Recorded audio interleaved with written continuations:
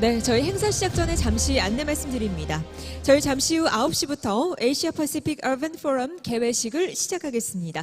지금 로비에 계신 분들께서는 장내로 입장하셔서 자리에 앉아주시면 감사하겠습니다. 아울러 원활한 행사 진행을 위해서 갖고 계신 휴대전화는 진동으로 바꿔주시기 바랍니다. 오늘 행사는 한국어와 영어 동시 통역이 제공되고 있습니다. 통역 수신기를 이용해 주시고요. 수신기 채널을 맞춰주시기 바랍니다. 한국어는 1번, 영어는 2번 채널 이용해 주시기 바랍니다. Excellencies, distinguished participants, may I have your attention please? We will open the 8th Asia Pacific Urban Forum in 5 minutes. So could you please come inside the hall and take your seats? In addition, we kindly ask you to put your phones on silent mode and refrain from using them. This event provides simultaneous interpretation, so if you need interpretation service, please use your receiver and set it to channel 1 for Korean, channel 2 for English. Thank you for your cooperation. We will begin soon. 저희는 잠시 후 개회식에서 뵙겠습니다. 고맙습니다.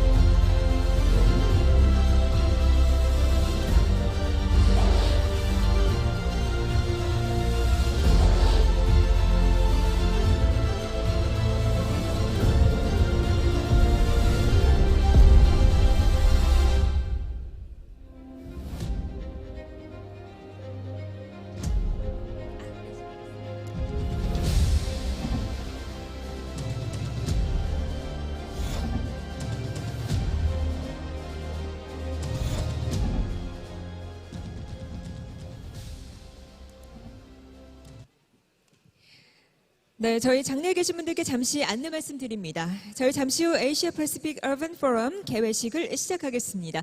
로비에 계신 분들께서는 장내로 입장하셔서 자리에 앉아주시기 바랍니다. 아울러 앉으실 때는 앞쪽부터 자리를 차례대로 앉아주시면 감사하겠습니다. 아울러 원활한 행사 진행을 위해서 갖고 계신 휴대전화는 진동으로 바꾸셨는지 다시 한번 확인을 부탁드립니다. 오늘 행사는 한국어와 영어 동시 통역이 제공되고 있습니다. 통역 수신기를 이용해 주시고요. 수신기 채널은 한국어는 1번, 영어는 2번 채널을 이용해 주시기 바랍니다. Excellencies, distinguished participants, may I have your attention please? The 8th Asia Pacific Urban Forum will begin soon, so could you please come inside the hall and take your seats please? In addition, we kindly ask you to put your phones on silent mode and refrain from using them. This event provides simultaneous interpretation, so if you need interpretation service, please use your receiver and set it to channel 1 for Korean and channel 2 for English. Thank you very much for your cooperation. We will begin soon.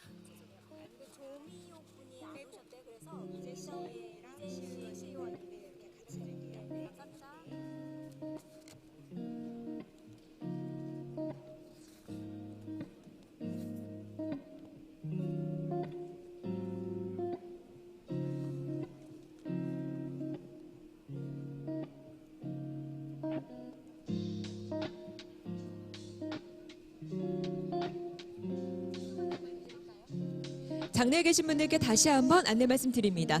저희 곧 오늘 개회식 시작하겠습니다. 지금 자리에 앉아주시면 감사하겠습니다. Ladies and gentlemen, distinguished participants, could you please take your seats? Thank you very much for your cooperation. We will begin soon.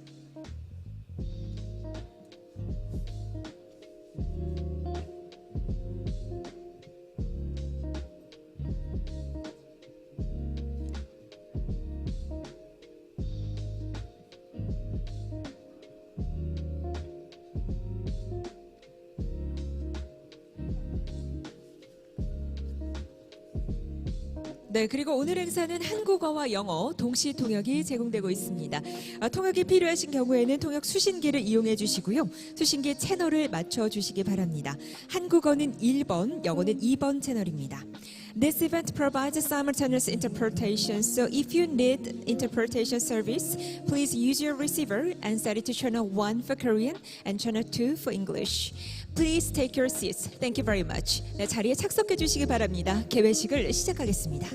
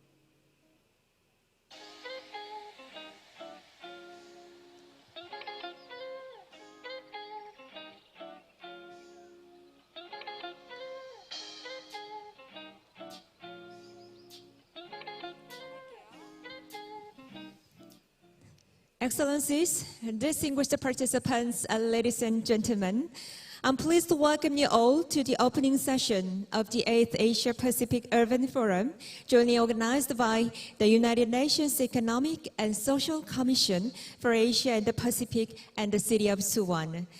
Firstly, please allow me to introduce myself. My name is Chang Seon-young. I'm your MC for this special occasion. It is my great honor to be your MC for this special event. Thank you very much. Thank you. I would like to thank all of you once again, especially our distinguished participants and excellencies from all over the world for taking the time to join us today. Aimed at reforging post-pandemic pathways to sustainable urban development in Asia and the Pacific.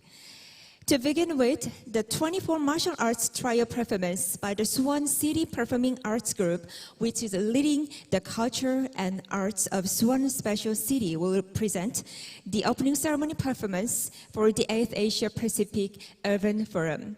Before we meet the performance, please allow me to briefly introduce the 24 martial arts trial performance.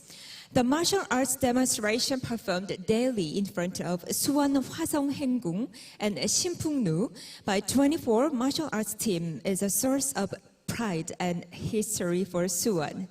It inherits and develops the traditional martial arts passed down from the royal guard unit of King Jeongjo of the Joseon dynasty and showcases our martial arts to the world beyond Suwon.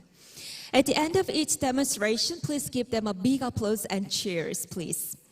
Now, ladies and gentlemen, please welcome 24 martial arts trial performance with a warm hand.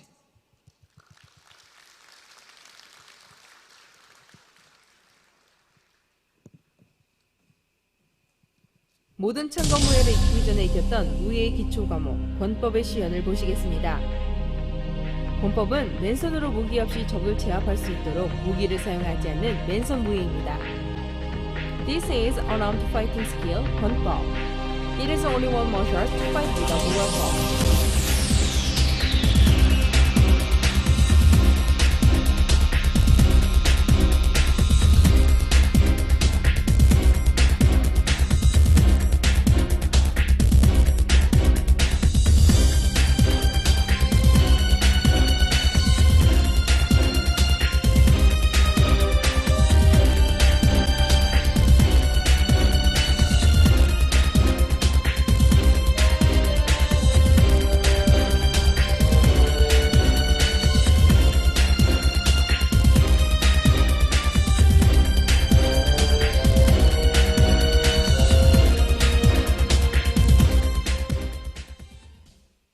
이어서 보실 무예는 예도라는 무예로 조선 건법의 핵심을 담고 있는 전통 건법입니다. 그 이름처럼 날카로운 칼이라는 예도가 어떤 식으로 움직이는지 관심 있게 지켜봐 주시기 바라겠습니다. 시범 사이에는 칼과 칼을 맞대고 싸우는 검교전의 형태도 담겨 있으니 기대하셔도 좋습니다. 그럼 시범을 보시겠습니다. Next performance is Yedo sharp sword technique. It is essential of Korean sword technique.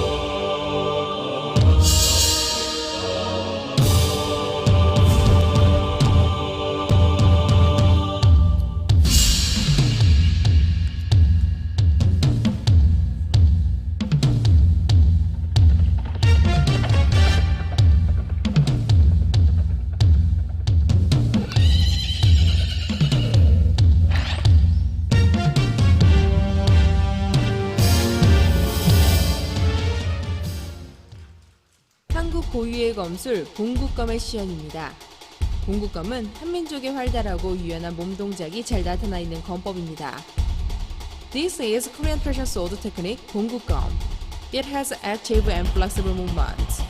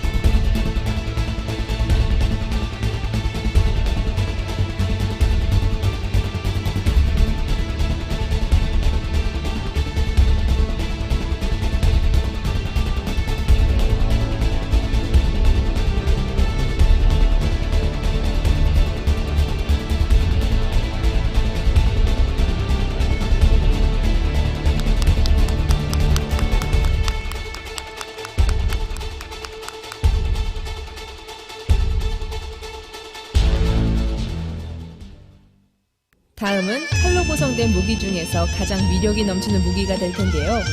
바로 초승달을 닮아 붙여진 이름의 월도입니다. 월도는 그 모습처럼 가장 육중하면서도 날카로운 움직임을 보여줍니다. 칼날로 벨 수 없다면 칼날의 무게로 짓눌러 부셔버리는 강력한 파괴력을 보실 수 있을 겁니다. Next is 월도, for weapon with cross-shaped blade. The name of this sword means human edge shape. It has very powerful and big movements.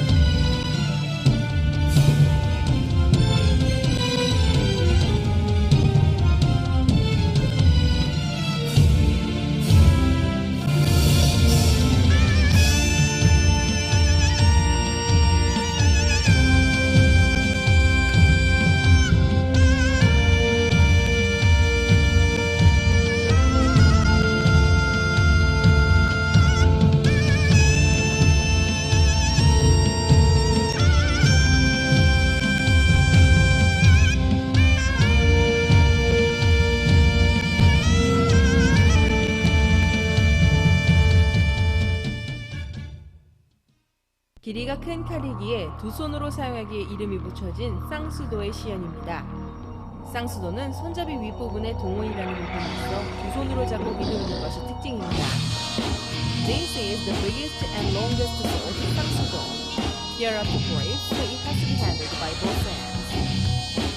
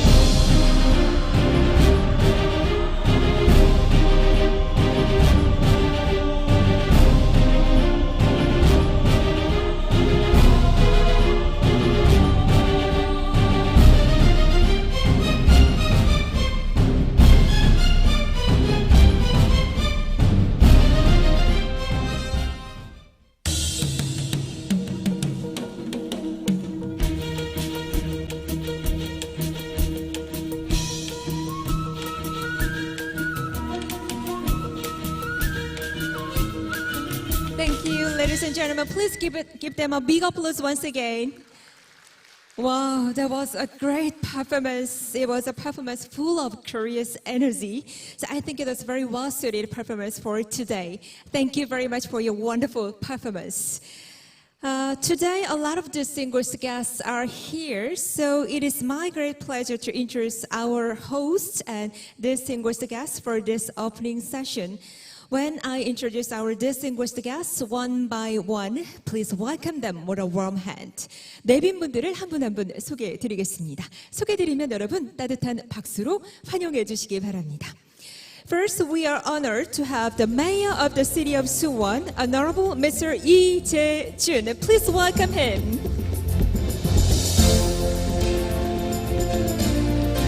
Thank you very much. And next, please join me in welcoming the Undersecretary General of the United Nations and Executive Secretary of ESCAP, Ms. Amina Sasha Alice Jabana. Please welcome. Thank you very much. And now we have welcome to the Chairman of Suwon City Council, Honorable Mr. Kim Ki-chung.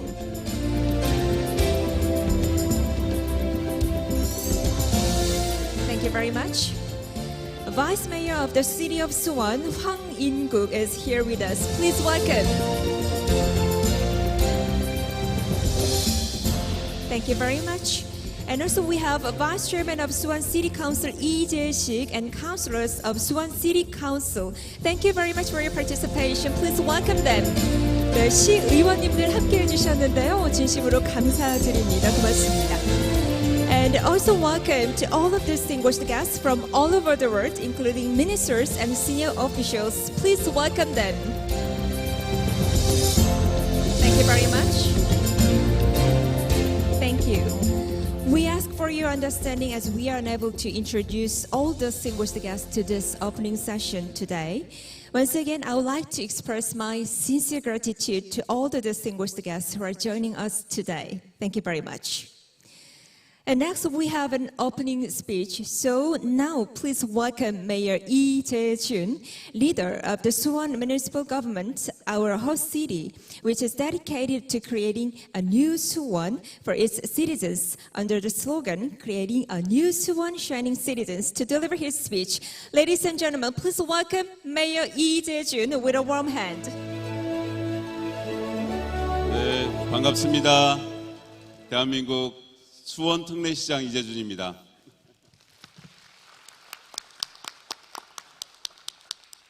Welcome to 수원. 대단히 감사합니다.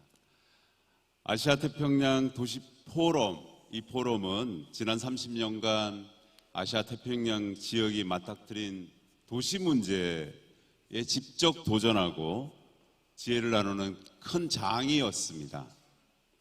올해 우리는 도시가 만들어진 일에 가장 큰 위기였다고 볼 수 있는 코로나19가 남긴 문제를 점검하고 다시 지속가능한 발전을 고민하기 위해서 모였습니다. 수원이 대한민국에서 최초로 포럼을 개최하도록 도와주신 모든 분들께 감사드리며 먼 곳 우리 수원까지 기꺼이 와주신 아태 지역 각국의 장관님들, 도시 관계자와 국제기구 대표 여러분 한 분 한 분께 진심으로 감사를 드립니다. 그리고 환영드립니다. 우리는 제대로 작동하는 지속가능한 도시를 만들어야 합니다. 팬데믹이 내어준 숙제를 끝내기도 전에 기후위기가 성큼 다가왔습니다. 전 세계 도시 성장의 60%를 차지하는 아시아 태평양 지역에서 기후위기는 더 많은 지역에 더 많은 이들의 생존 자체를 위협하고 있습니다. 태국, 베트남 등의 동남아시아에서 올여름 체감온도가 50도를 훌쩍 넘었다고 들었습니다.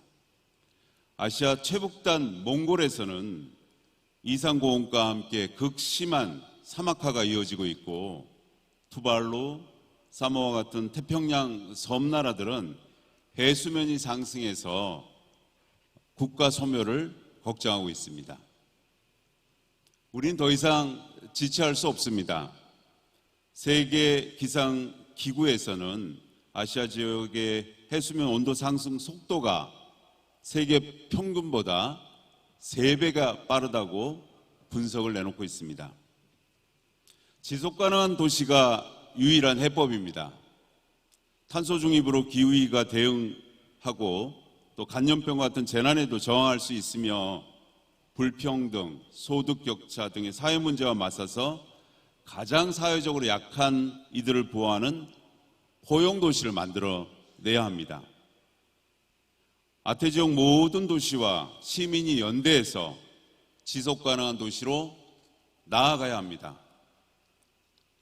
수원은 지난 20년 동안 지속 발전을 위해서 엄청난 많은 노력을 해왔습니다. 10년 전에 우리 동네 우리 주민이 차 없이 한 달 동안 살 수 없을까? 이런 숙제를, 사회적인 숙제를 실험한 생태교통 페스티벌 온실가스 40% 감축을 기초로 내신 수원의 2050 탄소 중립 비전, 또 구도심의 마구잡이식 개발이 아닌 지속 가능한 도시 재생, 이 모두를 잇는 시민 참여 정책까지 시민과 함께 지속 가능한 도시를 고민하고 또 함께 만들어 왔습니다. 실패도 있었습니다만 또 어려움도 있었습니다만 시민들이 기꺼이 행동하고 함께 참여해 주셨습니다. 이제 모두를 위한 1분 도시로 수원에서부터 지속 가능한 발전의 혁신을 이룩하겠습니다. 수원이 20년간 지속 가능한 발전에 쌓아온 도전 정신을 이어가겠습니다. 차보다도 사람이 먼저인 도시 공간, 모두를 위한 가로 공간을 만들어 가겠습니다. 교통 정원화로 도로를 줄이고 정원과 휴게 공간과 생태교통 거점 공간을 늘리겠습니다. 누구나 집 앞 1분 거리의 가로공원에서 걷고 즐기고 소통하고 정원을 가꾸겠습니다. 줄어든 도로만큼 도시는 더 쾌적해지고 탄소 중립에 더 가까워집니다. 1분 도시가 지속가능한 도시의 미래가 될 거라고 믿습니다. 지난 20년간 그렇게 해왔듯이 수원 특례시는 시민과 함께 만들어 가겠습니다. 집단 지성과 연대 힘을 믿고 또 그 참여를 통해서 협업을 통해서 위기를 극복해 나가겠습니다. 수원의 비전이 함께하신 지방정부 여러분께 많은 영감 주기를 기원합니다. 저희도 아태 지역 리더들과 머리를 맞대고 함께 의견을 나누며 더 나은 도시를 위한 지혜를 구하겠습니다. 제8회 아시아 태평양 도시포럼의 혁신이 출발점으로 되기를 기원하고 그렇게 또 믿겠습니다. 늦기 전에 지금 바로 시작하십시오. 감사합니다. Please give another big applause. Thank you very much for your insightful speech, Mayor. As I mentioned, sustainable cities and development have really important values for our future. So I hope you can find this value together through this event here in Suwon. Thank you very much for your speech. Now we are honored to be joined today by Kim Gi-jong, Chairman of Suwon City Council, who is dedicated to building a city council that empowers the citizens. We welcome you, Chairman Kim Gi-jong. Ladies and gentlemen, please welcome Chairman.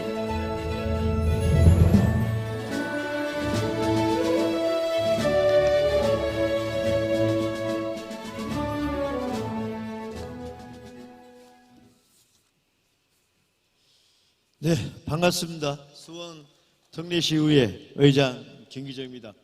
우선 아시아 태평양 도시포럼에 오신 것을 진심으로 축하드립니다. 아르미다 사시아 알리 샤바나 UN 아시아 태평양 경제사회위원회 사무총장을 비롯한 관계자 여러분께 유서 깊은 역사문화도시 수원을 방문해 주심에 진심으로 감사드립니다. 전례없는 성장을 해나가고 있는 아시아 태평양 지역은 경제 발전과 기술적 진보 이면에 급속한 도시 환경에 따른 사회적 불균형과 불평등 문제 등 환경 파괴, 재난, 팬데믹 등 긴박한 과제들이 혼재되어 있습니다. 이 자리에서 우리는 도시 간의 경험과 대안을 공유하며 단계별 지속가능 발전과 달성 방안을 모색하는 소중한 기회를 갖게 되었습니다. 수원은 유네스코 세계유산 수원화성을 도시 중심에 품은 채 경제성장, 역사보존, 환경보호 등의 이슈 속에서 오랜 시간 최선의 결과를 만들기 위해서 무단한 노력을 기울이고 있습니다.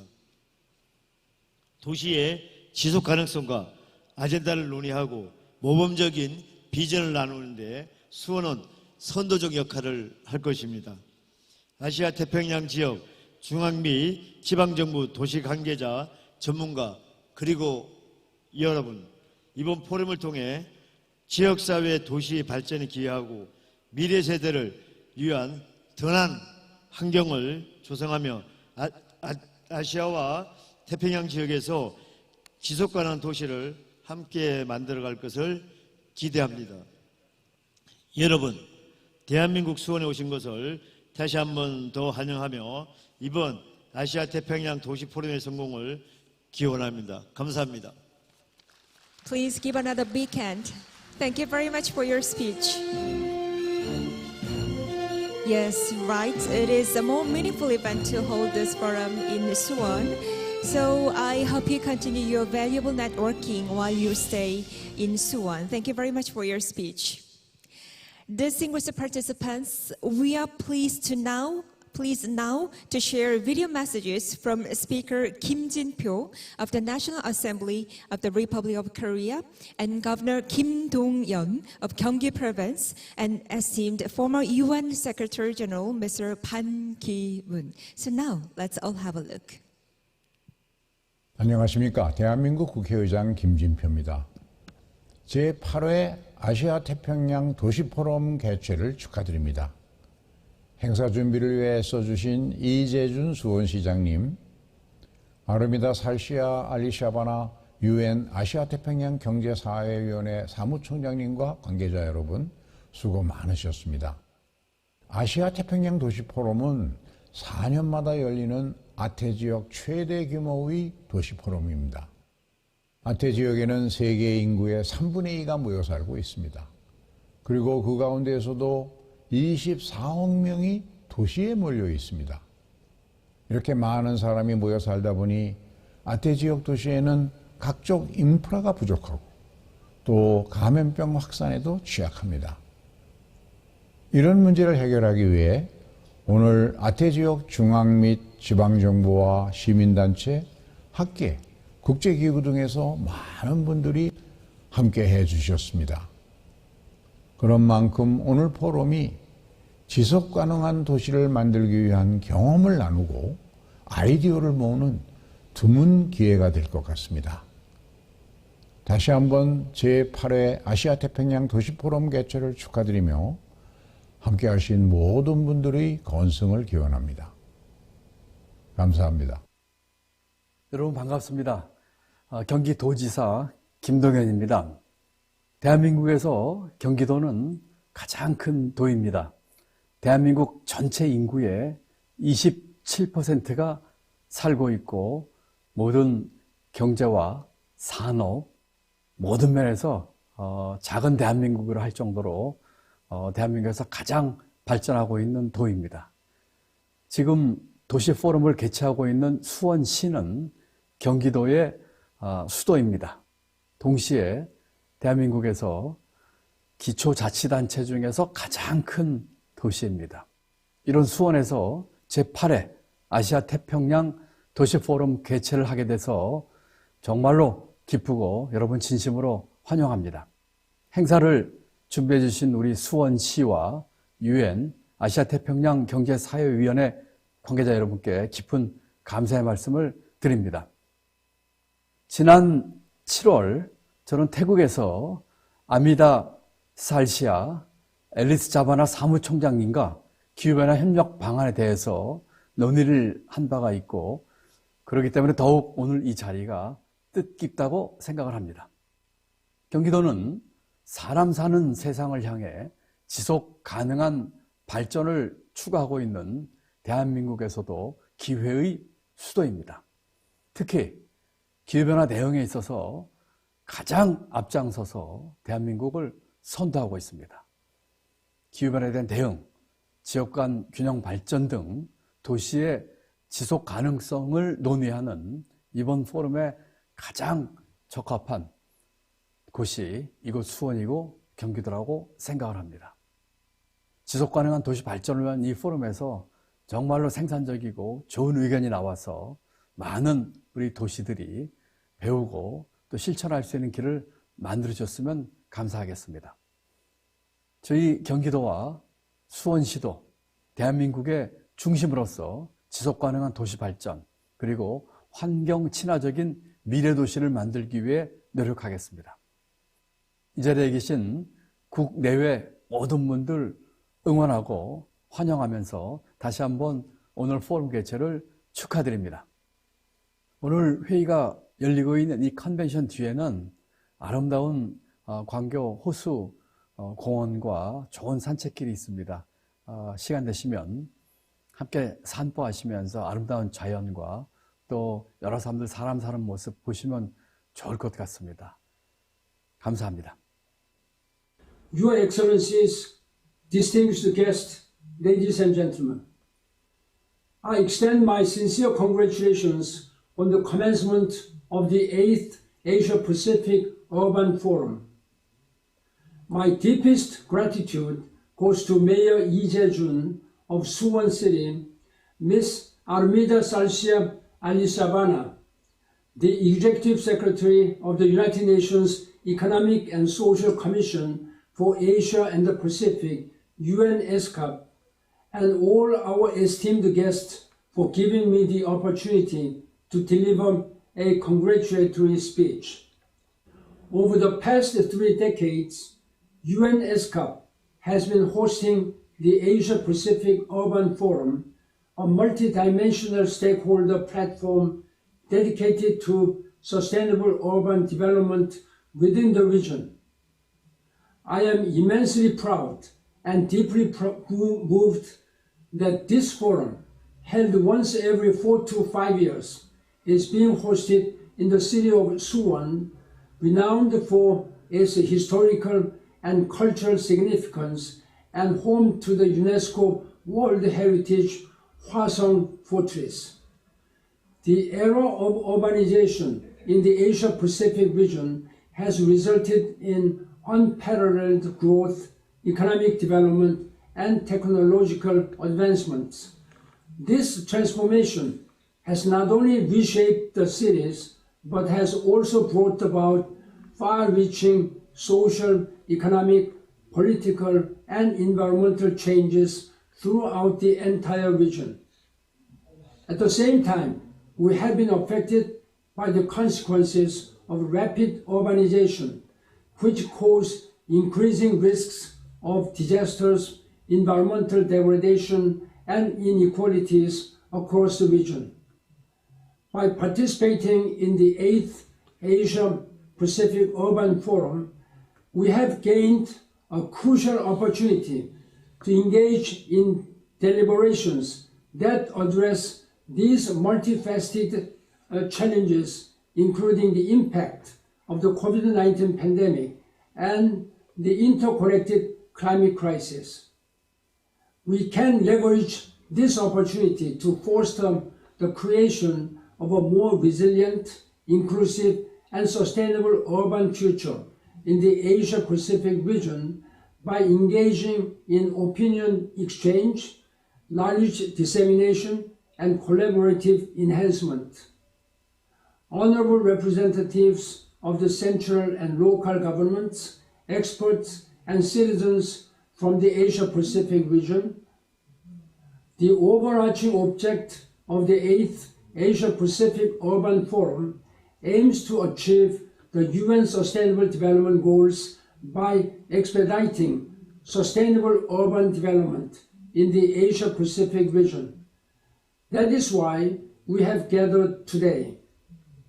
I anticipate that the discussions shared during this forum with the goal of enhancing urban development policies and planning processes will contribute to taking a step forward in driving sustainable urban development.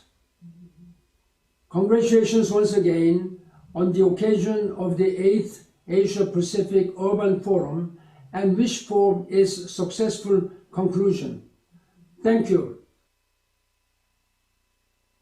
Please give them a warm applause. Thank you very much for your messages.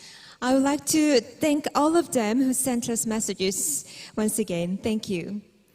And now, ladies and gentlemen, it is my great privilege to introduce the Undersecretary General of the United Nations and our co-organizer of the 8th Asia-Pacific Urban Forum and the Executive Secretary, Ibu Amida Salsia Alice Jabana, to deliver her welcoming remarks. Madam Executive Secretary, you have the floor. So, ladies and gentlemen, please welcome the Executive Secretary with a warm hand.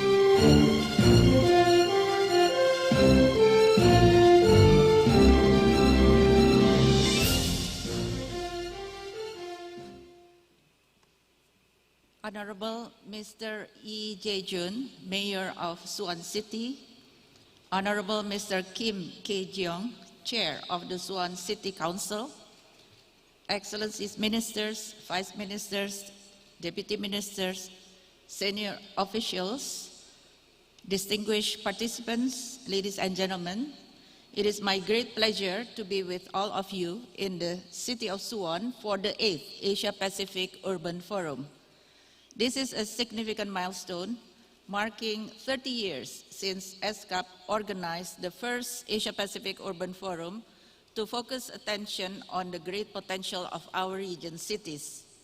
Since that first forum, our cities across the region have become dynamic hubs of economic growth and recognized as the essential drivers and partners shaping the pathways towards achieving global sustainable development that leaves no one as well as no place behind. 4 years ago, we convened in Penang, Malaysia, and strengthened our partnership, including through the Penang Platform for Sustainable Urbanization. This partnership helped develop regional guidelines for voluntary local reviews and establish the Asia-Pacific Mayors Academy to build capacities to implement urban solutions.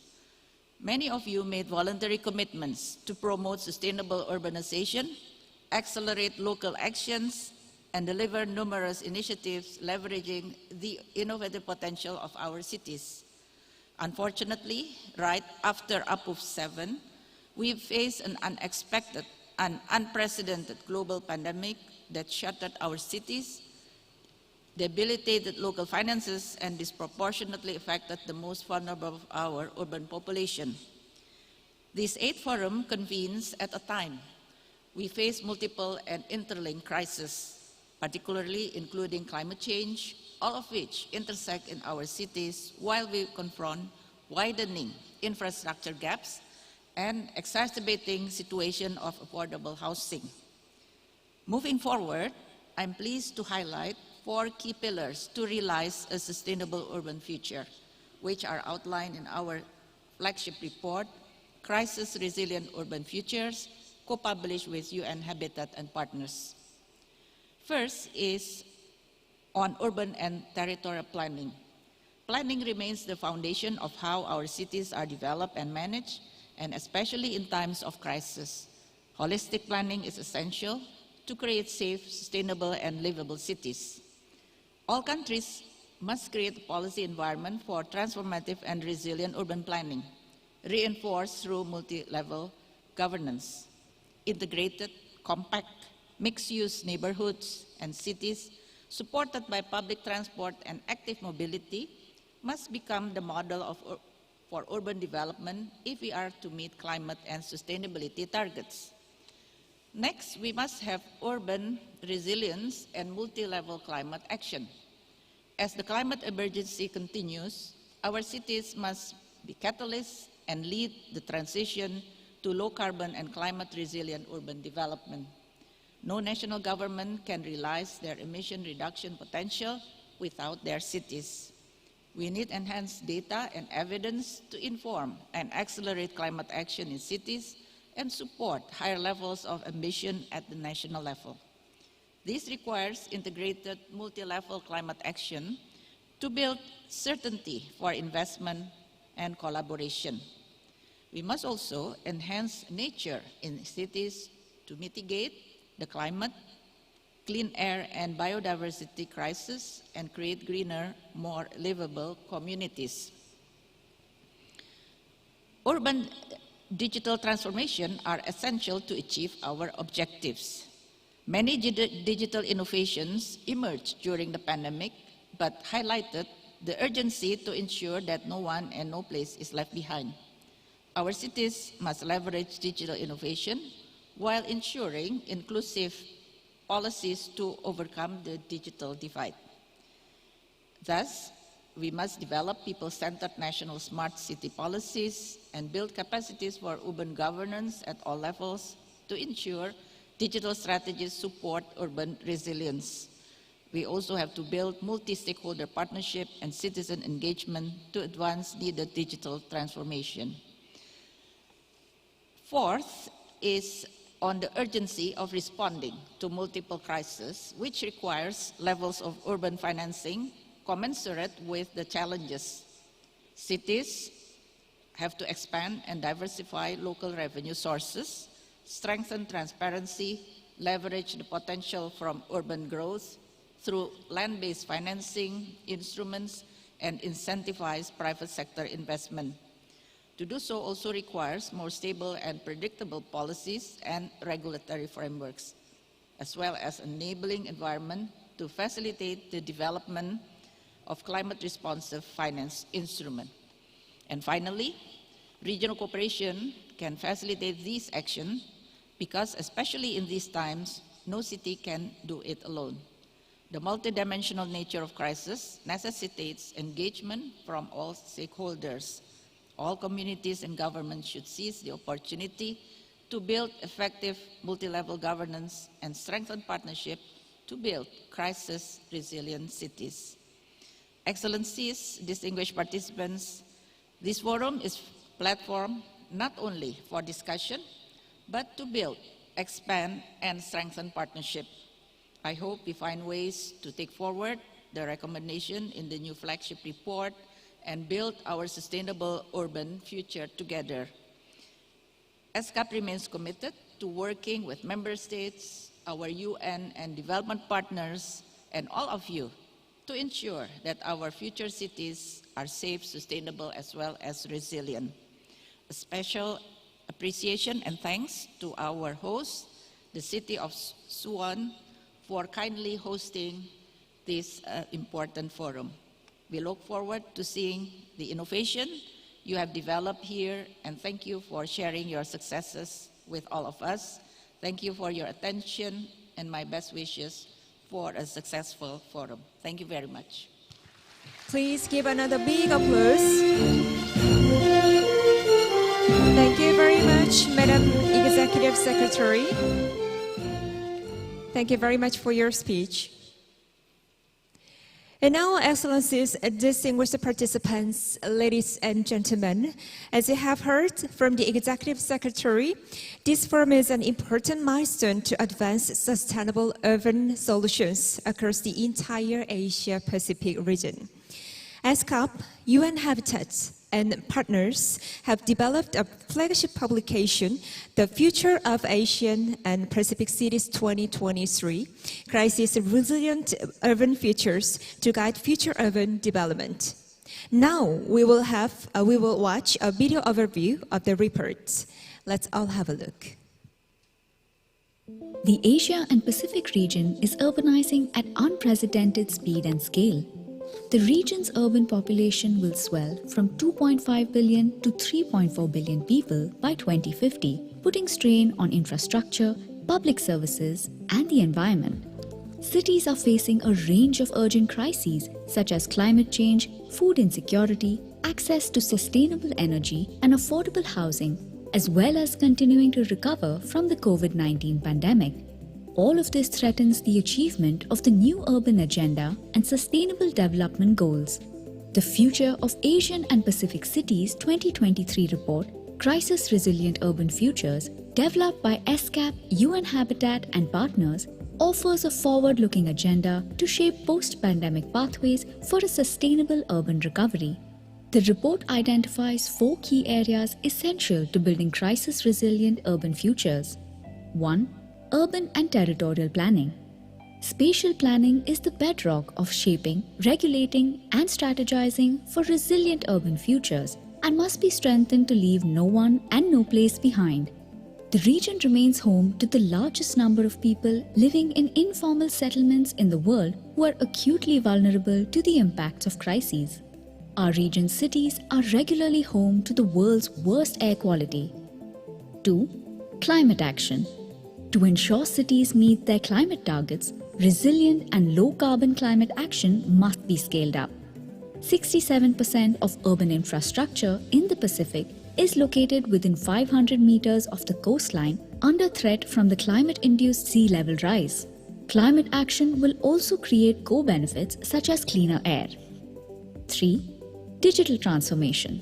To address persisting digital inequalities and build people-centered smart cities, true digital transformation across the region requires inclusion as well as innovation. Nearly 40% of Asia-Pacific's population remains unconnected or poorly connected to internet resources. 4. Urban finance. The COVID-19 pandemic profoundly impacted urban finance. As cities recover, they must seek new ways to build finances and economic resilience. More than 65% of employment in Asia-Pacific cities is in the informal economy, which has been disproportionately affected by the pandemic and is slower to rebound. A sustainable urban future can only be realized through joint action and regional urban partnerships in every area. More than ever, cities must rise to overcome the crises threatening resilient, sustainable, and connected urban development. By embracing the urgent challenges of today and jointly putting ideas into action for tomorrow, cities across the Asia and Pacific region can build a crisis-resilient urban future for all.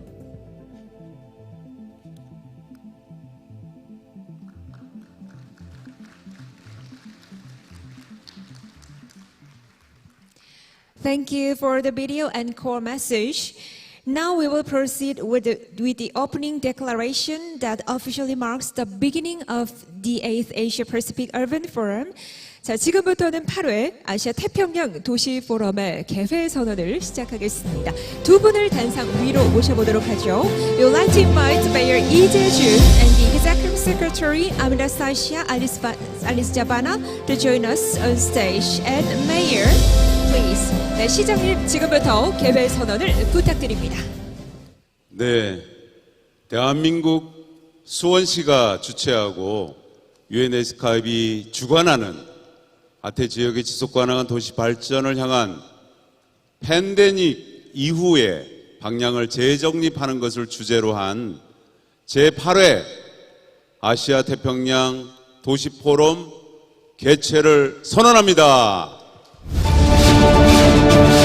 네, 악수를 부탁드리겠습니다. Thank you very much. Now we opened up this forum. Before we officially close the opening session, it's time for commemorative photo session. 네, 사진 촬영을 지금부터 진행하도록 하겠습니다. Could you please come up to the stage, our distinguished guests who are sitting in the first 3 rows. 네, 앞에서 세 번째 줄까지 앉아 계실 내빈분들 먼저 단상으로 모시겠습니다. Could you please come up to the stage? Let's take a photo. Please come up to the stage.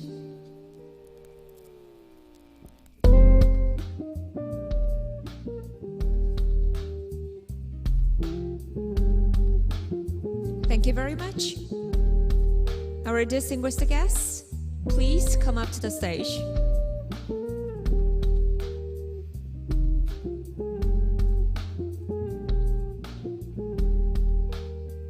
Our staff will help you. 네, 사진 촬영을 위해서 도열을 좀 부탁을 드리겠습니다.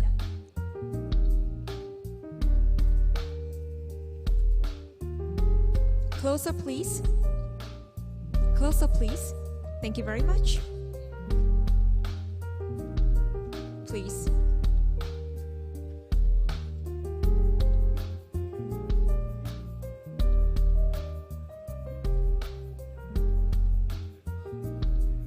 Closer, please. Thank you very much for your cooperation.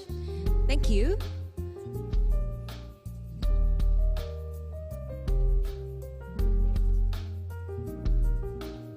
Thank you very much. Now, please look at the camera.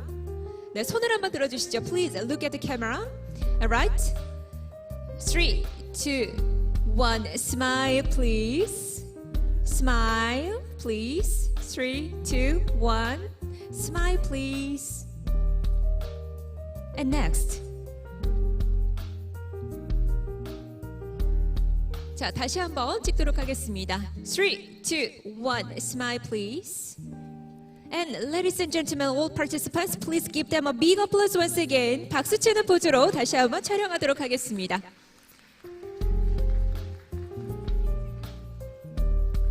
Okay. Please.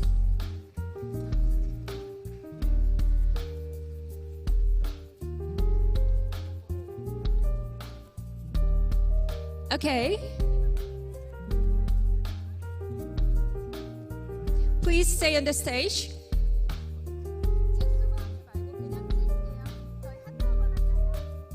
Alright, last pose is small heart, like this.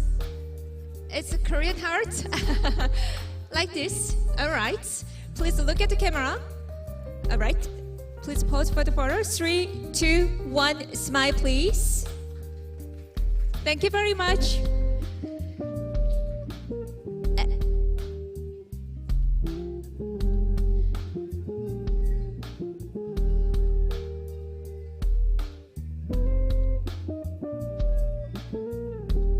All right. Thank you very much for your cooperation. Thank you very much. It's time to wrap up the session. Please be seated. Thank you very much.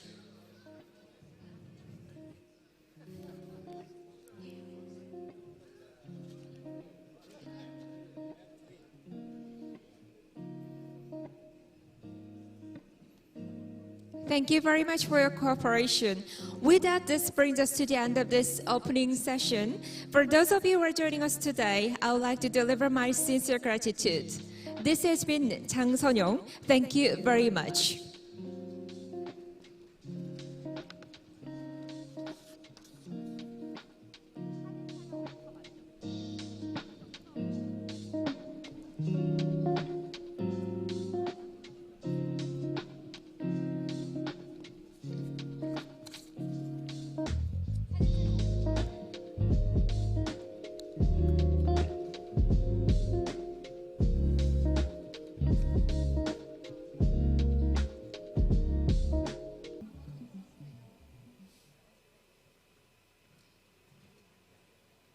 The Asia and Pacific region is urbanizing at unprecedented speed and scale. The region's urban population will swell from 2.5 billion to 3.4 billion people by 2050, putting strain on infrastructure, public services, and the environment. Cities are facing a range of urgent crises such as climate change, food insecurity, access to sustainable energy, and affordable housing, as well as continuing to recover from the COVID-19 pandemic. All of this threatens the achievement of the new urban agenda and sustainable development goals.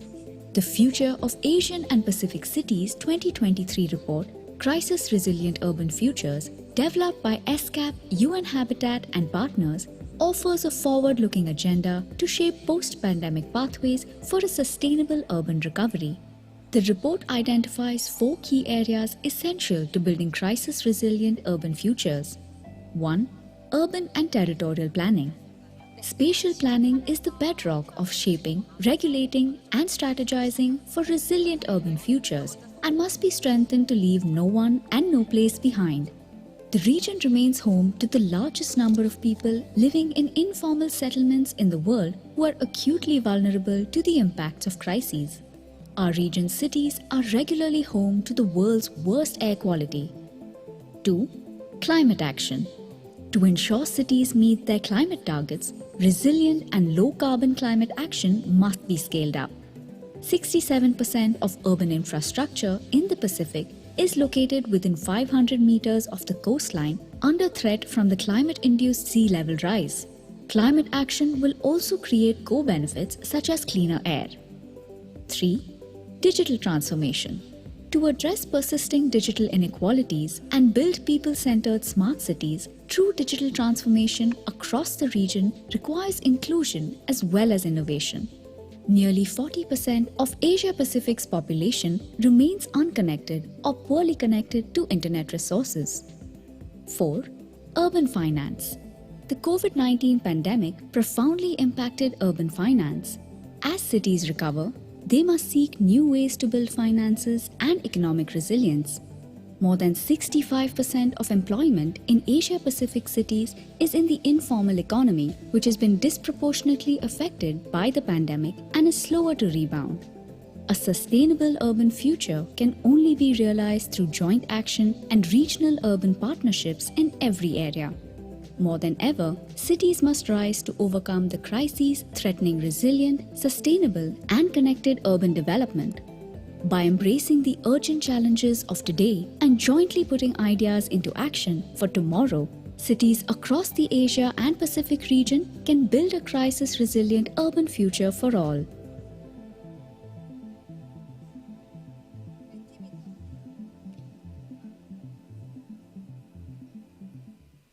All right. Before we officially start, we would like to engage the audience to have guide a panel discussion this morning. So as you can see on the screen, please scan the QR code with your phone and answer the following question. Here, which recommendation, if implemented successfully, will have the greatest impact in making urban and territorial planning in Asia-Pacific sustainable? 1. Create a policy environment for transformative and resilient urban planning enabled by multi-level governance. 2. Ensure capacity building and coordination for effective urban planning and local action. 3. Develop holistic housing, urban planning, and disaster risk policies and strategies to tackle the affordable housing crisis. 4. Promote integrated, compact, mixed-use neighborhoods and cities supported by public transport and mobility to meet sustainability targets. We ask for your active participation so that we can share more opinions through this session. Please rank among options 1 to 4. Thank you very much for your cooperation. Now, Excellencies, distinguished participants, ladies and gentlemen, these are all participants in the Mentimeter. We are going to start this plenary session with your precious opinions. Welcome to the plenary session 1, Urban and Territorial Planning and Policies. My name is Chang Seon-young, your MC for this session. I'm so glad to be here as an MC of this session. Thank you very much. And first of all, there's a moderator and panels who will be here with us on stage. So firstly, I would like to invite our moderator, Dr. Vonaria Chandradewi, Secretary General of United Cities and Local Governments, Asia and the Pacific, will lead this session as the moderator. So moderator, the stage is yours, please. Thank you very much for the introduction. Good morning, still morning. Annyeonghasimika. Namaste, Assalamualaikum warahmatullahi wabarakatuh. It's really an honor for me to be a moderator for this session. I can hear the echo. Can you hear me? Because I hear the echo. Anyway. Okay, so it's really an honor for me to serve as a moderator of this first plenary session. We have so many distinguished panelists here, and I was telling them, let's make this session attractive. And they were saying, it depends on me. No, it depends on you, on the panelists. So let me introduce our distinguished group of panelists here. On my right, we have High Excellency Mr. David Nga Korming, Minister for Local Government Development of Malaysia. I was just telling him he has been a politician since he was 27 years old. Another question I have for him is how you can keep so long in politics. He will answer later. Then on my left is Ibu Mia Amalia, Deputy for Planning and Land Affairs, Nusantara Capital Authority of Indonesia. Welcome. And also our honorable panelists, Mr. John Todd, United Nations Secretary General Special Envoy for Road Safety. Welcome. I was just joking with him why you didn't bring your beautiful wife here. He's actually husband of Miss Michelle Yeoh. Everybody knows her, I think. Then we have on my far right, Miss Lomanti Joshi, Manager, Lomanti Support Group for Shelter Nepal. Welcome. Then we have on my far left, Mr. Noboru Sekiguchi, Special Advisor to the Governor of Tokyo Metropolitan Government, Japan. Welcome. Then my right, Mr. Azam Khan, Chief Executive Officer of Suva City Council, Fiji. Welcome. So this is a United Nations session. We always have a gender balance in all sessions. So very pleased to have this good gender balance in this session. So I think everyone is aware that we are currently facing multiple crises, not only in Asia Pacific, but also in the world with Ukraine war, climate changes, also this inequality that has been increasing. So this high-level plenary session on urban and territorial planning is actually very timely, because this is a timely, it's very timely for us to address this, especially how can we achieve the SDGs that only has 7 years remain. SDGs must be achieved at 2030. And from the Asia Pacific figures, there are only few SDGs that are on progress. And most of our SDGs are stagnant or on regressions. That include, of course, road safety. So in these discussions, we will emphasize ways to address urgent challenges as social and geographical inequalities, and the effects of climate changes. I think we feel it. And whether in most cities in Asia also the temperature is increasing. Jakarta also reached more than 40. So, and also we address the economic developments, mobility, urban health, well-being in the post-pandemic context. So we will also examine actually analysis, some of analysis and suggestion presented from the panelists today, especially related to dedicated chapter on this urban and territorial planning. I hope you have read this chapter. If not, it's okay, because some of us also have not read. And so before moving and giving you questions, let me also share with you the result on the Mentimeter. I don't know how many of you have answered this Mentimeter. Raise your hands. Okay, great. So almost half of these participants, yeah? So as you see from here, choose one recommendation which will have the greatest impact. We see almost equally important capacity building and coordination for effective urban planning and local actions. Oh, okay, now in the highest, oh, also equal again. I don't know how to say, but these two things, one is capacity building and coordination for effective urban planning and local action, and the one is integrated, compact, mixed-use neighborhoods and cities supported by inclusive public transport. Okay, I think we can stop. Anyone would like still to answer this Mentimeter? But we can go back again. Yeah? But anyway, now the capacity building is higher than that. Okay, so my first question, I will give him a tough question to the Minister. Minister, good morning, Your Excellency. Malaysia is going through very exciting changes. And we have heard of Malaysia Madani. This is actually Malay words that means stand for sustainability, care, compassion, respect, innovations, prosperity, and trust. Could you highlight more about this Malaysian Madani, how you ensure this sustainable urban planning? And congratulations for your appointment as a minister last year. So you have a floor, Minister. Thank you for the good question. Salam Malaysia Madani, tuan-tuan dan puan-puan. Hania sayo in the Korean context.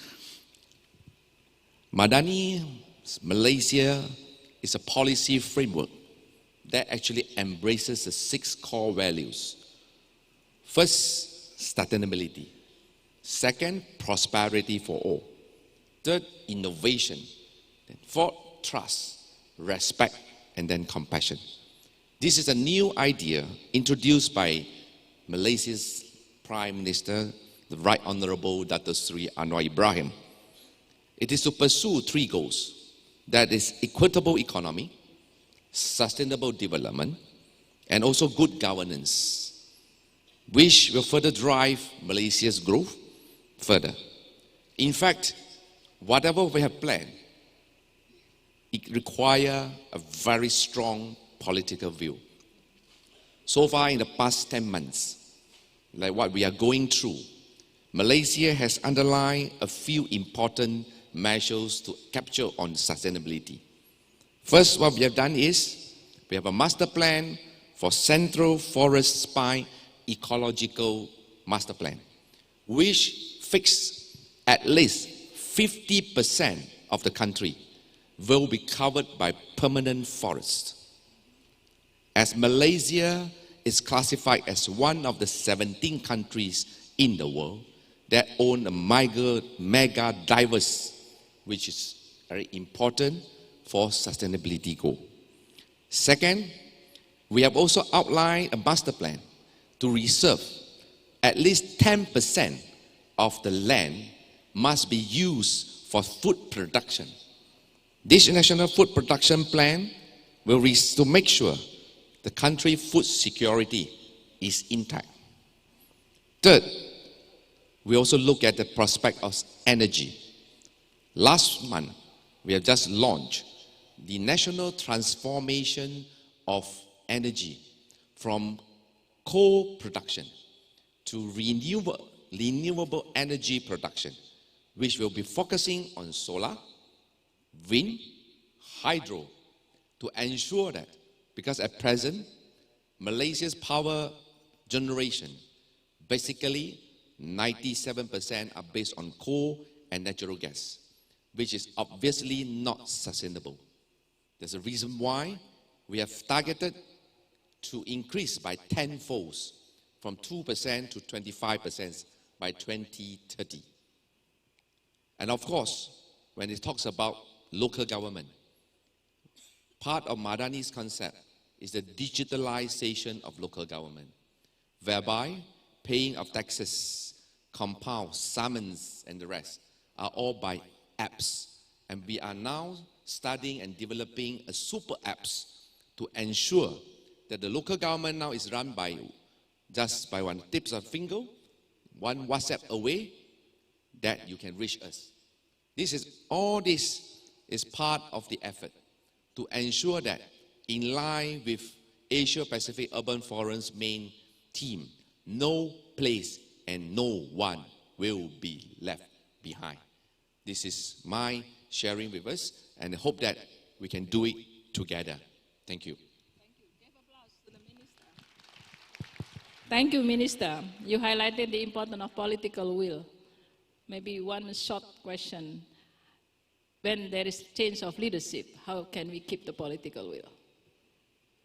Sorry, is it a bit tough? It's okay. Politics is one of the most difficult professions in the world.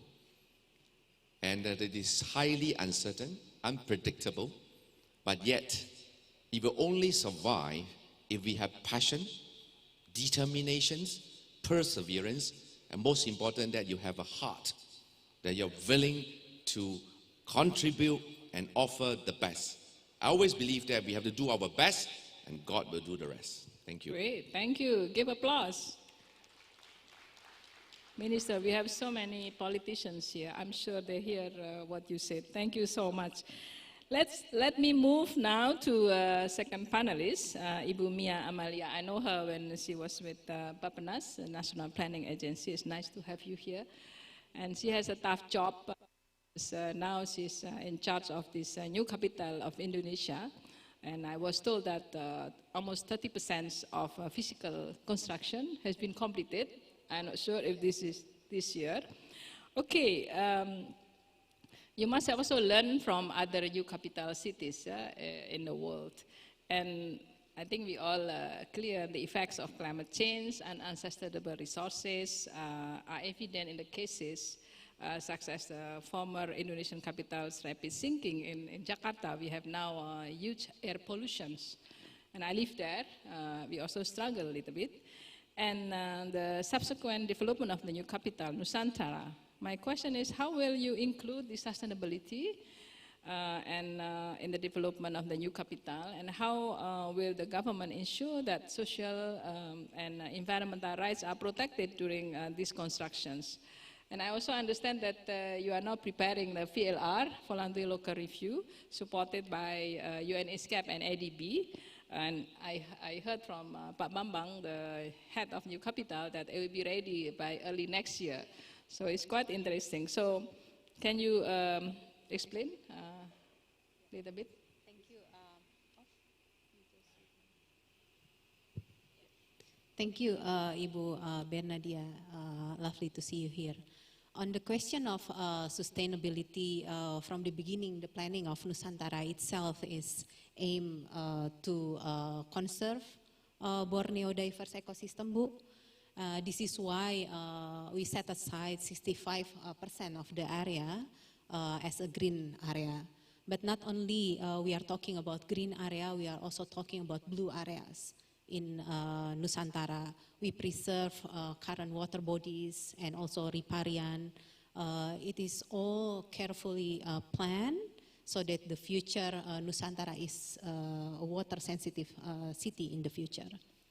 And on the current development, at the moment, physical development is ongoing in parallel with reforestation activities in the field. And the urban area itself, Bu, is planned also to ensure wildlife protection by conserving current wildlife corridors and integrate them into urban development plan. On social inclusion, this is a very tough question, Bu. Nusantara Capital Authority is currently arranging a strategic environmental and social management framework as guidelines for us in preparing the development of Nusantara itself. We have two main objectives. The first one is to identify potential environmental and social impact locally, and also to develop appropriate measures to avoid, minimize, and also mitigate, and as well as compensate adverse impact of the development, and also enhance positive impacts. In the construction process, the local communities are encouraged to actively participate. We have a very good collaboration with current local government, East Kalimantan provincial government. We carefully prepare trainings for local communities, for instance, to increase their digital literacy, and also to assist them in contribute in the future sectors such as hospitality and also renewable energy in the future. All these efforts are in line with Nusantara's vision to build a world-class city for all. So it will be a new inclusive economic engine in the center of Indonesia. Before we have Java, but now we are preparing to have it more centralized spatially. And Nusantara also encourage inclusiveness, adopt smart city technology and eco-friendly approaches, and open up opportunity for investment. On VLR, Bu Bernadia, we extend our gratitude to ESCAP and also to ADB for supporting us in preparing the VLR for Nusantara. VLR of Nusantara is designed to make sure that the development of Nusantara aligns with the global target and also the Nusantara vision. For review, we are not completely building a new indicators book. We intend to use current indicator used by SDGs, including also our national indicator, but there is also some addition indicator representing principles and also a key performance indicator that we have built for Nusantara. Thank you, Bu Nadia. Thank you, Bu Mia. You highlighted also the importance of having collaboration with local governments surrounding new capital. And I think this is good because they have consequences of a new capital being built in Kalimantan. Thank you. I would like now to welcome Mr. John Todd. You know, this road accidents is highest in Asia at a global level. And you have been also working a lot on this road safety. And we saw also the importance of urban mobility for people's well-being during COVID-19 pandemic. Actually, during COVID, we could see a beautiful sky of Jakarta because there was no human mobility so much during that time. So what do you think it will take for cities in Asia Pacific to reach a goal to reduce 50% road deaths and injuries and to provide safe and accessible transport to all by 2030? Do you have the floor? Good morning. It's my pleasure to share this panel with you today. And I mean, you are raising a very interesting question. You know, I consider that road traffic crashes is kind of a silent pandemic. So that's why I appreciate you talking about road crashes. Every year, 1.3 million people die on the road, and between 40 to 50 million people are injured with disability. It's number one cause of deaths and injuries for youth between 5 to 29. And more than half of the victims are occurring in Asia Pacific. But I mean, as you know, in Asia Pacific you have the two most populated countries in the planet, India and China. Those two countries are over 2.8 billion population. And clearly to address, and you are mentioning to halve by 2030, I will remind that road safety is part of the SDG 3.6 to halve the number of victims by 2030, and 11.2 to give access to public transportation. And I mean, in the little response we had earlier, I mean, public transportation was quoted amongst the priority, and public transportation is a part of SDG 11.2 to give access to public transportation to any citizen. And we have the prescription. It's around education, communication, law enforcement, level of vehicles, level of roads, and quality of post-crash care. Easy things which unfortunately are not applied in most of the Asian Pacific countries, like buckling the safety belt in the front and in the rear, wearing UN standard ventilated helmets.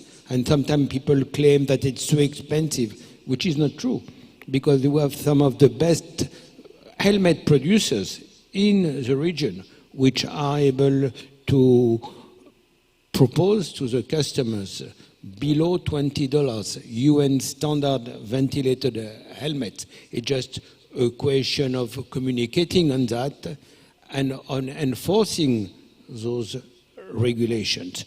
Control of the speed, the use of the phone while driving and drink and drug driving while driving.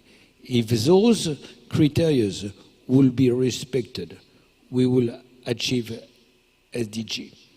And I mean, we are talking about cities, and incidentally, more of half of the population is living in cities. And we also need to speak about traffic congestions. I mean, it's a big burden in every city, not only in the region, but in all the cities around the world. Traffic and congestions need to be addressed. And it's also pollution. When you speak about climate change, I mean, you should speak about the pollution creating by car. Incidentally, that's why so much effort has been done on new technologies like electric car, hydrogen, and also here in the region you are amongst the best performing manufacturers to produce cars. And I mean, you have a lot of batteries. Most of the batteries are also coming from the region. So it's a great opportunity of the region to be able to demonstrate their skills, and it's kind of a revolution for the future in mobility. Merci beaucoup. Big applause to Mr. Todd. You mentioned the importance of communication, good education, as well as law enforcement. Exactly. And also the role of police. And I mean, is very maybe important. one word on communication, where we just launched a campaign which will occur also in the region, UN, with the number one billboard company, GC and 14 celebrities. It's a campaign which will last 2 years in southern cities, 80 countries. And I mean, the campaign will be on educating people on what I mentioned earlier, on safety belt, helmet, speed, phone use, and drink driving. And I hope that, I mean, all of the cities which will enjoy this campaign will optimize this communication. Thank you very much. I also want to help you promoting this road safety. If you are interested, there is an event organized by you on road safety in Asia and the Pacific, providing access to safe transport systems for all.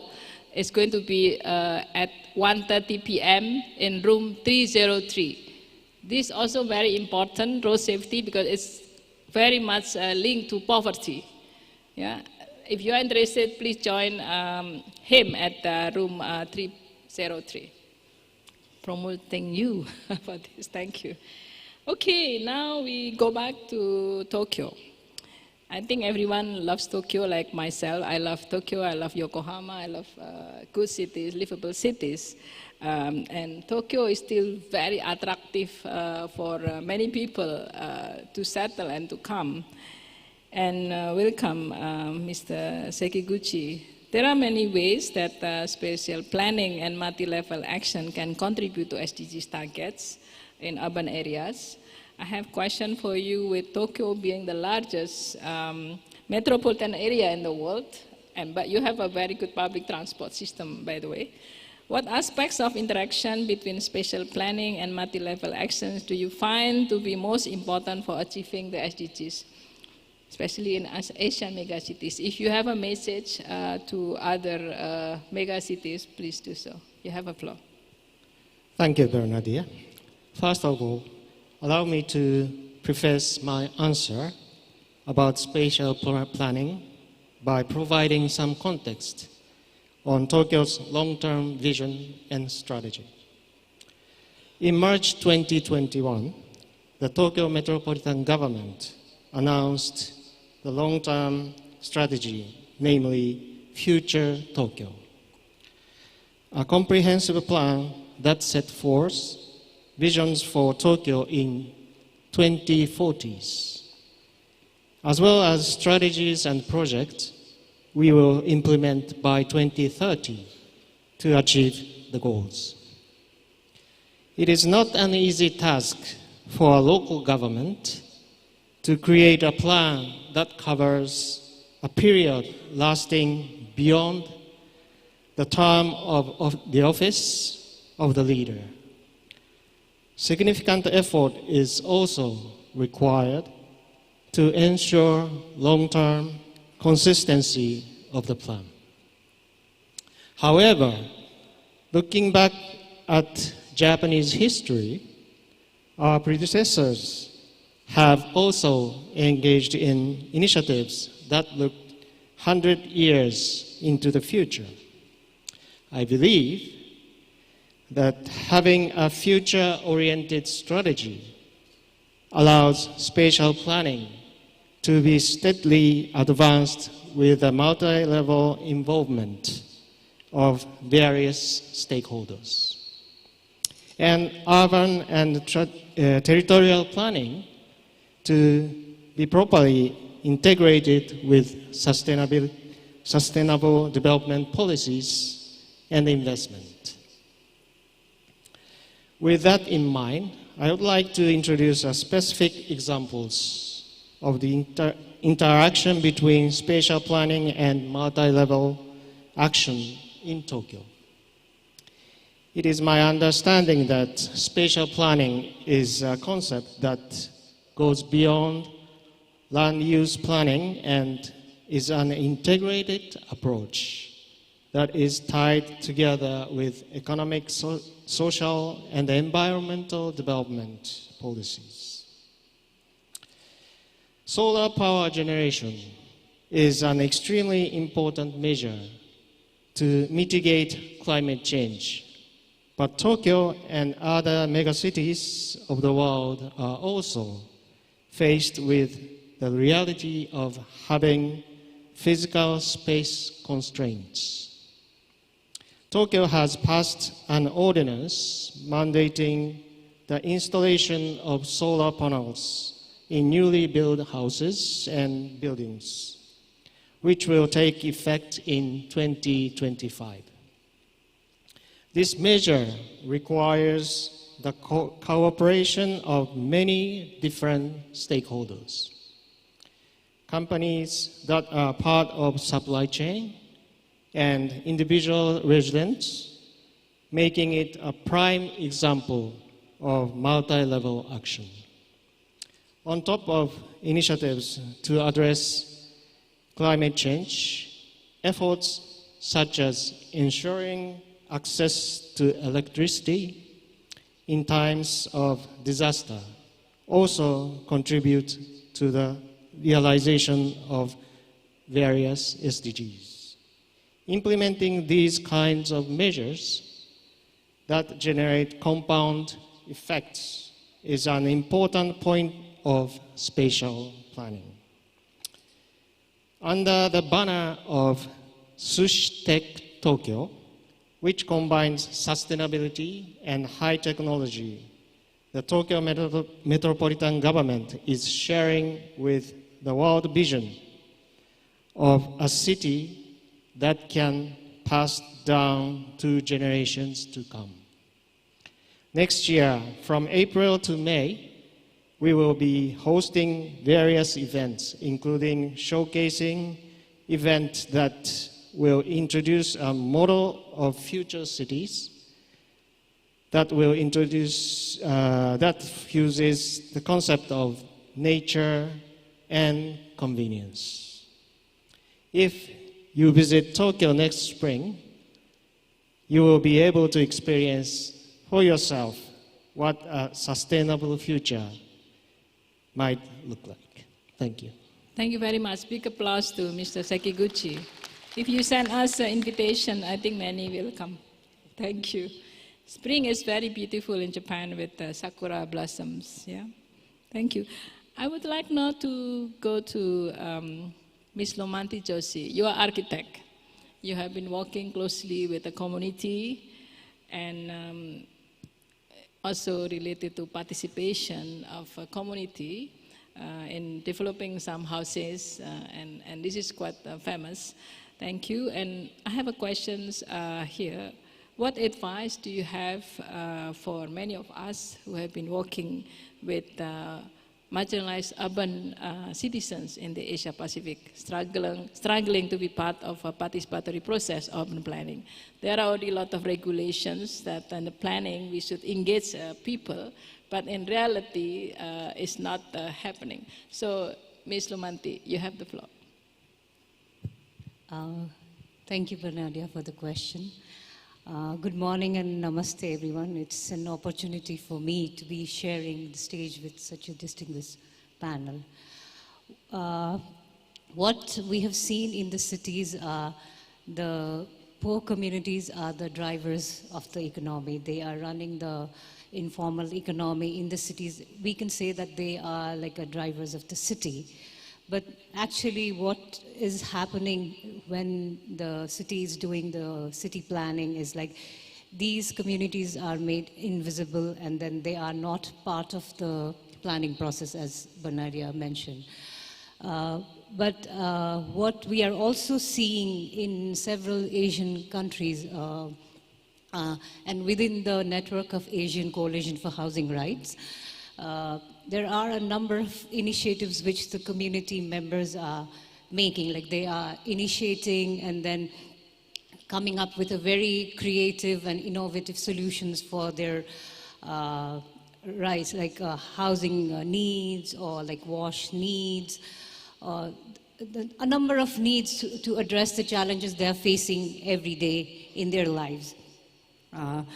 So this process is very inclusive. They recognize the diversity within their own community. They try to bring in the most vulnerable people in the process, recognize the diversity within the community themselves, and they partner with the city officials to develop or implement these initiatives which they are taking. And we had a very lively grassroots assembly yesterday where countries like Bangladesh, Nepal, Indonesia, and Philippines came together, the grassroots groups from these cities came together to share the initiatives which they have been doing for the last 20, 30 years. And like, for example, in Dhaka, where the very marginalized and informal community called Gaptoli, they are developing like affordable housing, which is within the affordability of the community members, and then using that project as to bring in more communities together to start these similar initiatives in a very complex city in Dhaka. Then we also had the example from Nepal where the communities are coming together, mapping their challenges and identify the issues within the communities, and then not just identifying the challenges but also coming up with the solutions together collectively, and then sharing this with the city authorities so that the collaboration can happen in the city and their needs are addressed. And then we also have the example of Philippines, where the community themselves are pooling in money in terms of saving and then using that funds to leverage more funds from the government to develop like affordable housing for the marginalized community. So there are a number of examples which are happening. But what we also see is that this is not being scaled up. The investment, what is required to address the growing challenges in these urban cities across the Asia, it's not happening. What we also see is like in the name of development, people are being evicted still in all these cities. So if we want to achieve the SDG by 2030 and address all the challenges, I think the only thing we are required to do is like, from the examples which I shared, it's the people should be at the center of the decision-making process. They should be the ones who are driving the entire development process, which are developed for themselves. And the only way we can do is like through partnership between the communities and the government, partnership between different stakeholders. That is the only way how we can achieve what we have targeted. Yeah, thank you. Thank you. Big applause to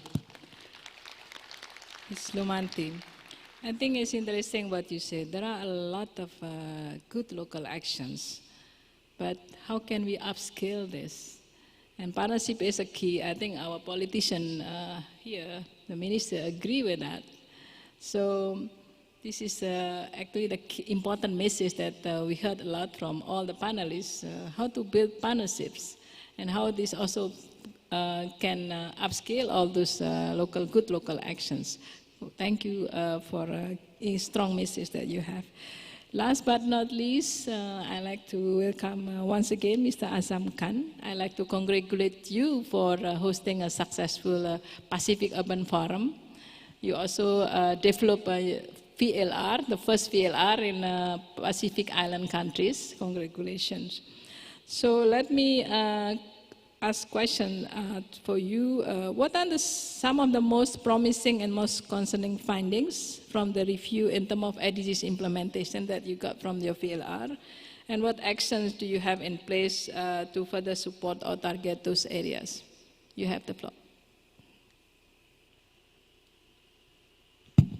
Thank you very much, moderator, distinguished speakers, distinguished participants.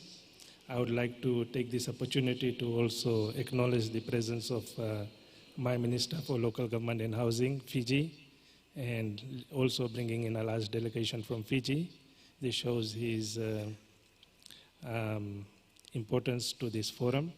And my specific area, as asked by the moderator, is in the area of VLR, Sustainable Development Goals. Suva City Council last year decided to very much get into this area, trying to assess where we are from the perspective of SDG, following consultations with UN ESCAP, Mr. Omar, and also Dr. Alexi from Melbourne Center for Cities. And we were also very privileged to be given the support by the Minister for Local Government. The VLR, we started with 2 goals in the area of health and also I think decent work, and the most important one, goal 11, that is sustainable cities and human settlements area. Following preliminary assessments and participatory exercise, we have noted that everything is relevant from SDG 1 to SDG 17. And the other interesting part for Suva City Council is that we have found that people at all levels are very much interested to participate and are also very much interested to see things happening for the betterment of people, place, and prosperity as a whole, which is basically the overall arc of SDG. So this is where we stand at the moment, and we are very grateful to developing partners like UN ESCAP and Melbourne Center for Cities for assisting us to move ahead, to come up with a development plan and help us in roadshow programs. Some of the areas, gaps we feel that is very important to be looked into, coming from a Pacific Island place, and Suva, Fiji very much being the anchor for the Pacific Islands in many ways, is the accelerating implementation of SDGs within Fiji and Suva. It needs to be accelerated, we feel, and we also very much see the importance of financial support. That's an area where we feel there's a gap. Technical development, infrastructure development, specific areas where we need financial support. And big brothers like Malaysia, we are looking forward to them in helping us. Minister has promised me that he will be speaking to our minister and very much coming up with some good news before we leave Seoul, so we could have some Seoul agreement perhaps. And these are the areas where we feel that we need support. And partnership, we strongly feel partnership needs to be at all levels, grassroots level, at local level, central level, regional, and the international level, and there needs to be a practical link. Sometimes the link itself gets missing somewhere, and the implementation fails. And this is what we have noted in our city. So this is where we stand. We would like input. We will be, during the next month, placing the SDG plan, we have VLR report on our webpage, and we are open to discuss, and please feel free to give your views, and please see if any way you can support us. Thank you very much. Thank you. Big applause, please. I think it's a good suggestion if ministers talk together and find solutions, because local government sometimes has limitation. I also hope that, High Excellency, you can also talk to other ministers, especially in ASEAN, with regard to transboundary haze issue, because this is also affecting not only people in Singapore, Malaysia, but also elsewhere. Thank you. Are you enjoying the session? Yes? Yes? Great, okay. So you are not sleeping, yeah? Good. Now we go back to Mentimeter again. Please have a QR scan here. Can we get the Mentimeter? We gave you another tough questions. So what is your key takeaway from this session in 1 to 3 words? The first one who answered this will get a gift from ESCAP. No, just kidding. I'm just kidding. Waiting for responses. But you heard a lot from the panelists here to have a good partnerships, to have law enforcement, to have also a good communication, to have engagement with different stakeholders, to put the people as a center of development. This is actually the issue we discussed at the local government assembly yesterday, and we came up with a statement from local governments, and one of the things that we highlighted there is people-centered development. So we answered that question, so it's good. So anybody? I couldn't see the words here somehow. Can you help me? Because I cannot read. Okay, maybe the technician will fix that. So while we are waiting for the answers, now I would like to get your engagement. So I would like now to invite Mr. Clarence Gio Almoiti, the co-convener of Asia Pacific Youth Environment Network. You have remarks to deliver, because as everybody aware that almost 60% of our populations are young people. So it's very important to hear the voice of young people. So I'd like to welcome Clarence Gio Almoiti. Where are you? I couldn't see you. Ah, okay, welcome. So please, you have the floor. You want to speak there? It's okay. Or you want to go up? It's fine too. Come. So let's give a big applause first to Mr. Clarence.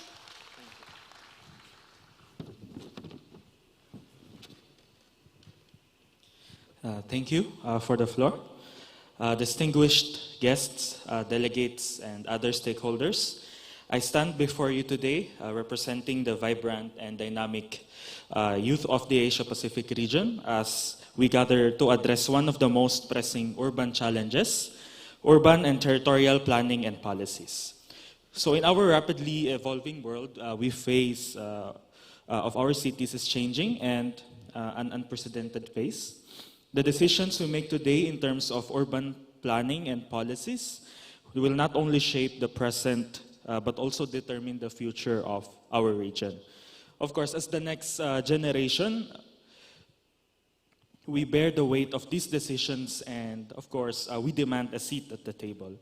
Urbanization is an unstoppable force. If we do not plan strategically and holistically, it became a curse rather than a blessing. It is our right to live in cities that prioritize green spaces, efficient transportation, affordable housing, and opportunities for all, regardless of their background and economic status. We must emphasize, of course, the importance of participatory planning, where the voices of youth, not only youth, but other stakeholders are not only heard but actively incorporated in the decision-making process. Our ideas and perspective are essential, for we are the ones who will inherit the cities we build today. Additionally, we urge governments, especially local governments and stakeholders such as the private sector, to adopt innovative and forward-thinking policies. These policies must promote smart, resilient, and affordable and adaptable cities. They should leverage cutting-edge technology to enhance the efficiency and environmental sustainability of our cities. Reflecting on the 2019 Future of Asian and Pacific Cities report developed by ESCAP and UN Habitat, effective urban spatial planning, including zoning, is crucial for creating efficient, sustainable, and inclusive cities in the region. To address these challenges, there is a need for improved collaboration, data sharing, and adherence to international planning principles, all essentials for achieving balanced and resilient urban development. Let us not forget that urban and territorial planning and policies are not just about brick and mortar. They are about people who inhabit these spaces. Let us remember the lesson of the past, that the true measure of society's progress is how it treats its most vulnerable members. And that's the message. In the pursuit of modernization, bearing the transformative promise of the Sustainable Development Agenda, let us not leave anyone behind. The choices we make today will shape the destiny of Asian Pacific cities. Let us make these choices wisely, inclusively, and, as I repeat, sustainably.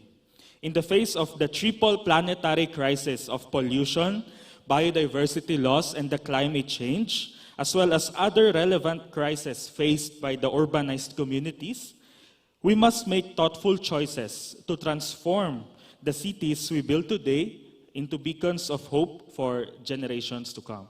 Thank you.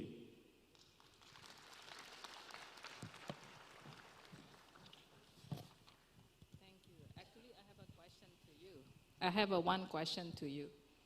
Do you think the future is bright? Of course. The future is bright because we see that there are so many young people who are not just acting as a stakeholder, but they are now joining the politics, joining the political discussion, especially in the Philippines, that next week we have the barangay elections, wherein even though my friends and other colleagues, so they are like 18 years old until 25, so they are now starting to run in the local election, like the smallest level, like barangay level. So I think we should encourage youth to engage in government, not just play the role as a stakeholder, but play the role as a decision maker. Great. Let's big applause to Clarence because he believed that the future is bright. This is good, very optimistic feeling, and I'm sure all of us agree with you that the future is very bright. Thank you. Next, I would like to invite Her Excellency Mr. Ismail Mali Avui, the Minister of Lands, Housing and Survey of Solomon Islands. You have the floor.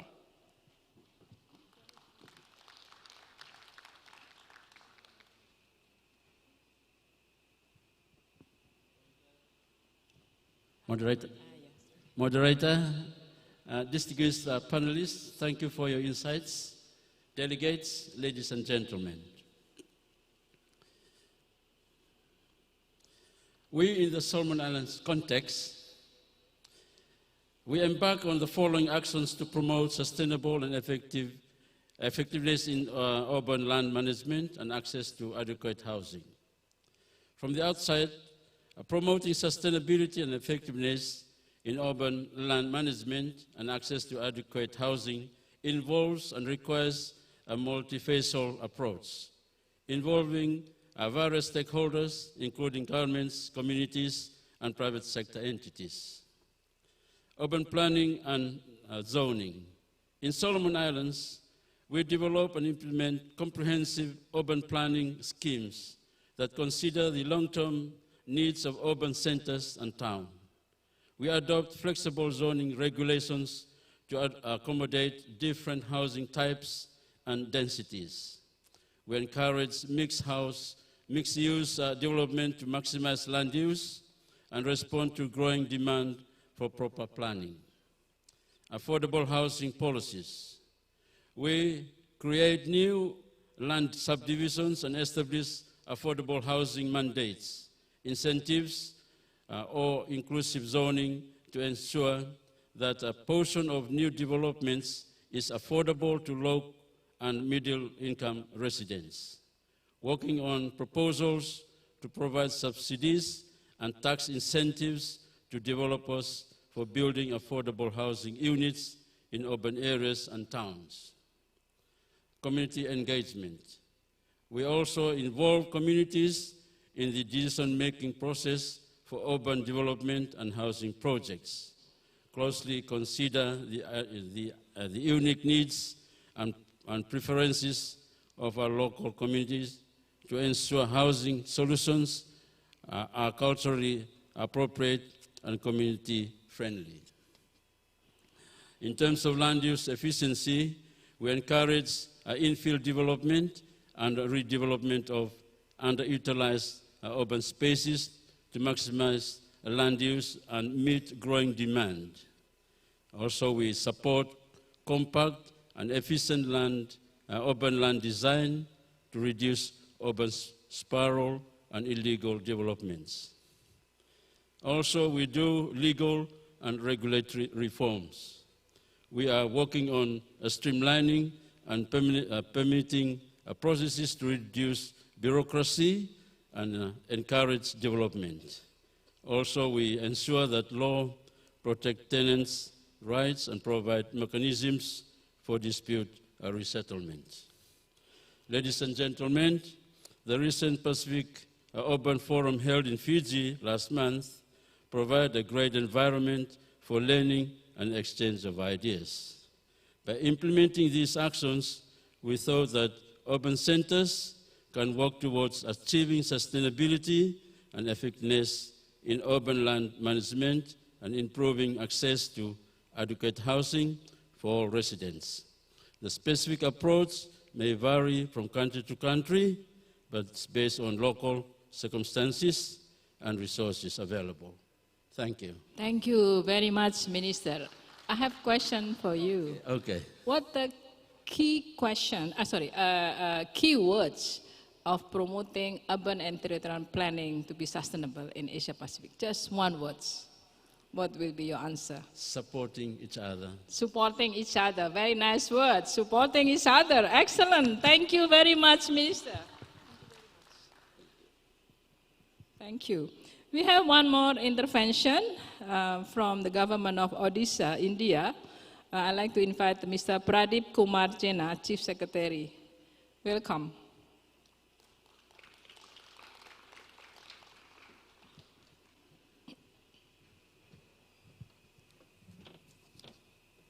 Thank you. Thank you, panelists, and thank you, all the participants. As has been already discussed, and as all of us see, cities are going to grow both in aerial spread, in population, and also the number. And say, when I'm coming from India, we believe that in another 15 years, half of India will live in cities and urban areas. And unfortunately, right now, the cities and towns in India and the state where I have come from, they're already congested, deficient in infrastructure, and there are a whole lot of issues around infrastructure inadequacy in terms of roads, drinking water supply, and everything. And still, people from rural areas are attracted towards cities and urban areas to fulfill their aspirational living goals. And while cities are going to grow, one aspect that bothers me is how the disasters impact cities and future of cities and the economic opportunities for the people who live in cities. In fact, in the last 20 years, I myself have handled 10 very severe and extremely severe cyclones. 20 years before, there was a cyclone which claimed 10,000 lives in my state. And last few years, particularly because of the climate change, Now we see both frequency as well as intensity of cyclones are increasing. And the new challenge that I say the disaster for the future, urban flooding is becoming the disaster for the future. In fact, last 5 years, on 6 occasions, 50% of the annual rainfall, or sometimes going up to 70% of the annual rainfall, happened in less than 2 days in many parts of the state, my state, and several towns were just flooded. And in this disaster situation, it is the poor, the vulnerable, the slum dwellers who suffer the most.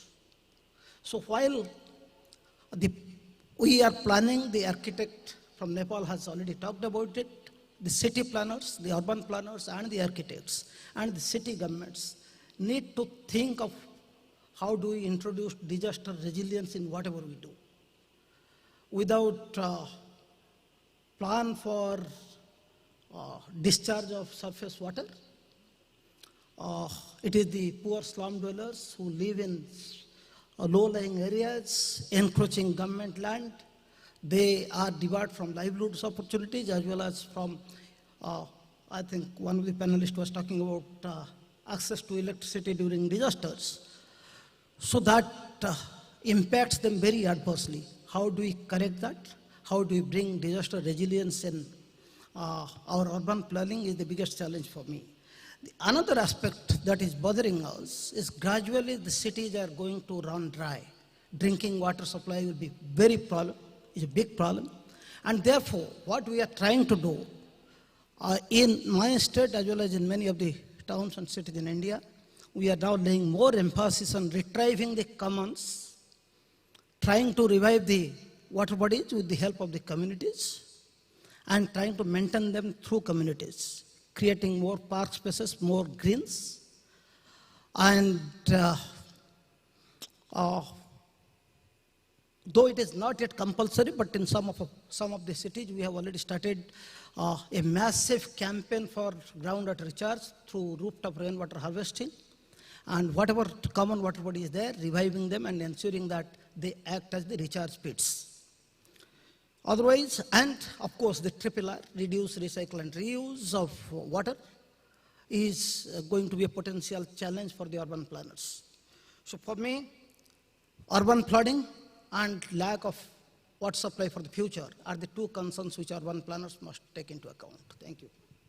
Thank you very much. Big applause to Chief Secretary. You mentioned about the disaster resilient and drinking water, water supply. This all are still, top priority for many cities in Asia Pacific. I have also same question that I gave to the minister. What is a key action that we need to promote this urban and territorial planning? Just key action. Basically promoting inclusive growth where poor are not left out. Inclusive growth and no one left behind. Big applause again to Chief Secretary. Thank you so much. We have a very good intervention for 3 gentlemen. So thank you once again for excellent remarks and insightful responses to the questions. Now I would like to open the floor for questions. You can give a simple question, you can give tough questions to all panelists. I'm sure they can all answer that questions. I'm just kidding. Okay, anybody would like to ask questions? Nobody? Shall I ask question to them? Shall I ask question to you? Okay. Our youth representative mentioned about young politicians, and you've been in the politics since 27 years old. How can you encourage others to join politics in such young age? And what messages you have for them? Maybe you can tweet or record his message and you can spread out throughout the world the message for all young people how to be good politicians like you. Okay, thank you for this question. Politics is about serving. We have to start it right. when you really have the passion to go for it. It is not benefit seeking. It must not be based on personal agenda. Most important is you have a heart for the nation. When you are willing to serve, willing to contribute, then only you join politics. When I first started as a firebrand of litigation lawyers, as when we read law, my professor always taught me, we are the defender of justice. That's the reason why when I join politics, it is for a better country, a just nation. Therefore, along the way, as politicians, we will face a lot of temptation. But we must not forget the root and how we begin. How to resist temptation and keep your original intention. That is something that is challenging, but yet we need to keep that. For us to go far, you need to have a few things. First, the ideals. What are you fighting for? Are you fighting for social democrats? Social justice? You are fighting for your own deep pocket? That will decide your destiny. That's important. And along the way, it takes passion, a determination, perseverance. When along the way, when I was in the opposition, I was arrested for 18 times, even though I'm still very young. But yet, what doesn't kill you will only make you stronger. We believe, do the right thing and do it right. End of the day, people will see your commitment, your dedication, and your sincerity in giving. That is my humble advice. Thank you. Very good. We have to have passion and ready to serve people. Thank you very much, Minister. While waiting a question from the floor, is it okay if you look at the Mentimeter before we give a floor to you, Sheila? Just because I was told that we have a Mentimeter. Oh, it's hard for me to read because just many little fonts here, but I can see the biggest fonts here, the words of collaboration, partnerships, sustainability, participation, encouragements, affordable transportation, people-centered political will. That's what we have also talked about just now. Coordination, communication, and well, I need glasses, big glasses to read. My apology. But anyway, I think this is good words that we heard from panelists, and also thank you so much for your contribution to this Mentimeter exercise. So I hope later on ESCAP can share the result of the Mentimeter, because some words I couldn't read. So now, Sheila, please, we know Sheila. Sheila has been working for urban community for ages. Maybe more than 2 decades. Very nice to have you here, Sheila. Oh, 4 decades, but you are still young. 20 years with 40 years experience. Please, you have a floor. Like this, yeah. Thank you. First of all, this has been a very educative and a very inspiring panel, so thank you very much. I have been working on issues of informality globally and nationally in India as well. And the thing that hasn't come out here is that the volume of people living informally definitely in South Asia and East Africa, but also in other parts of Asia, is going to double in the next 10 years, not only because of the natural growth of people who live informally who haven't had solutions, but also due to weather challenges. We have some experiments like Mr. Jena talked about, where the government is going out to support people who are living informally to either do transitions or change, but this is not a general practice. And I see that in the discussions of territorial planning, there is no discussion about that. So Lumanthi talked about the things that poor people are doing for themselves. But the planning instrument does not acknowledge that we have all inherited land and property rights that are not working for our own citizens. So I think that's my challenge to the panel and yourself. Thank you. Good question. While our panel is still thinking of the answer, let me invite any more questions. I saw from the back, yes, please. Please mention also your name and institution, organizations you are from. Shonali Khan from Sesame Workshop, India. Thank you so much, panelists, for raising several issues about living in urban centers. I would want to ask you one specific question. The needs of children, that did not come out specifically in most of the conversations, because while you included everyone, but children have very specific needs. We are talking about playful landscapes for children where their needs are fulfilled. And if we are talking about the future generation, we have to talk about their safety, their inclusion, which is often enough forgotten as we are talking about bigger issues. So I'd like to ask this question from the panelists, what is their thinking? And as they think of these big aspects of disaster control, whether it is solar panels, whether it is 40 years ahead thinking, what is the specific thinking for catering for children, younger children more specifically? Thank you.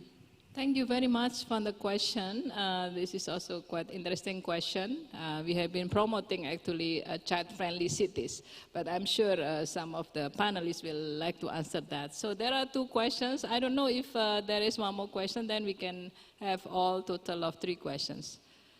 But please short question. You need to get the mic. Your name and institution, please. Thank you very much. My name is Sheikh Mujakka Jaher. I am the Additional Chief Engineer, Urban Management, Local Government Engineering Department, Bangladesh. That's an excellent discussion about the future and the city development throughout the Asian countries. So I would like to ask the panelists about just something that is we are considering at this moment in our country. The rural-urban linkage, that's the climate change issues, and mainly the cities are developing considering all these things.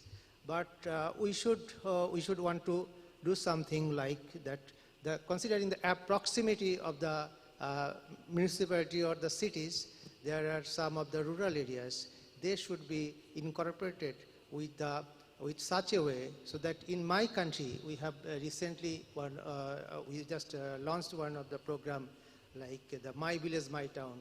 The village will be village, but that will get the essence of the cities of considering the proximity. So if there is anything like that, so that considering all the things. Thank you very much. Thank you very much. Let's give a big applause to all 3 questions. I know I saw some hands, but I need to maybe first give this panelists a chance to answer. You could answer any of the questions. So anyone would like to start first? Okay, yes, please. Thank you, Ibu Benadia, and thank you for all excellent question. I would like to answer question about the needs of children. This is a very important aspect of the city for us.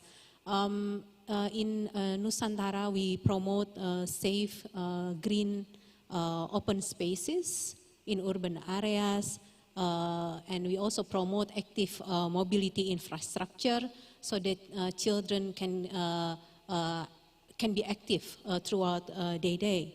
And also, we try to put mixed-use concept and compact city concept into the plan. So future children in Nusantara can have a shorter distance to school, and maybe something that we learn from Jakarta. Because in Jakarta, most people need to go far away to go to school, like maybe more than 1 hour per day for them to come and go to school. And what is really interesting is we did a survey back in 2019. The survey itself is about the feature of smart city that will be needed by future citizen. And what surprised us is the most comment and the most feedback for us is important feature for smart cities, and it should be something that could promote safety for women and children. So it is very surprising because we thought before that the feature of smart city in the future that will be promoted by future citizen is about e-government or something else, or probably flying cars. But no, it is all about safety. Maybe that's all, Bu Benadia. Thank you. I think it's true what she said. If the place are safe for children, it will be safe for women. It's very important. Yes, Mr. Tom. No, if I may add on children, for me what is absolutely essential is education. We need to educate the children. And incidentally, before coming to Korea, I was visiting India, and it's something we discussed with the university, with UNICEF and UN Habitat.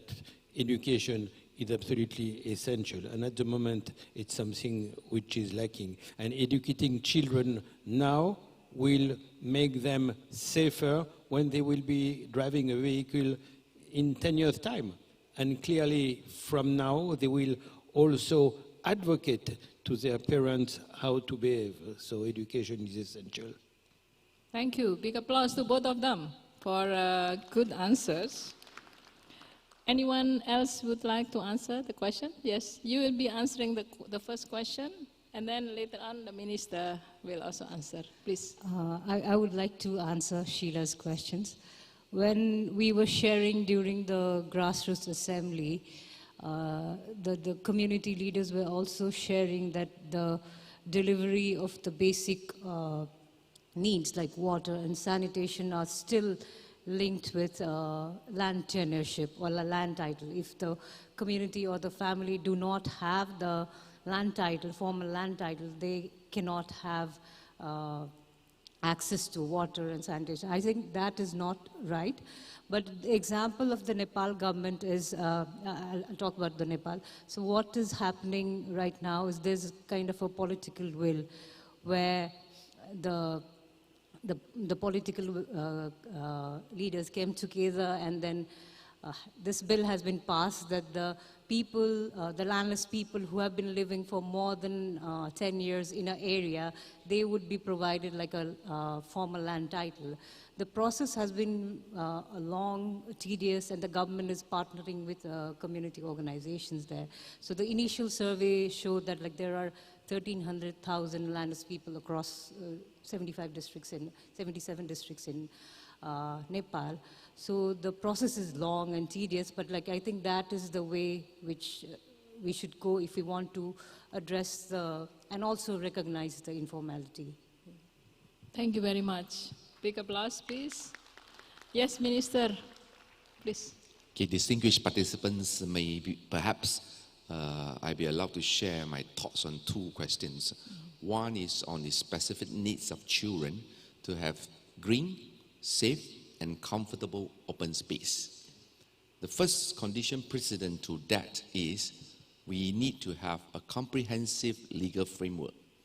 In Malaysia, whereby we have inherited the British legal system, we have a comprehensive Town and Country Planning Act. At the same time, we also have a bylaws for the building. Every development, you must gazette a space for public space, for green, for playground, and these are all fixed by the law.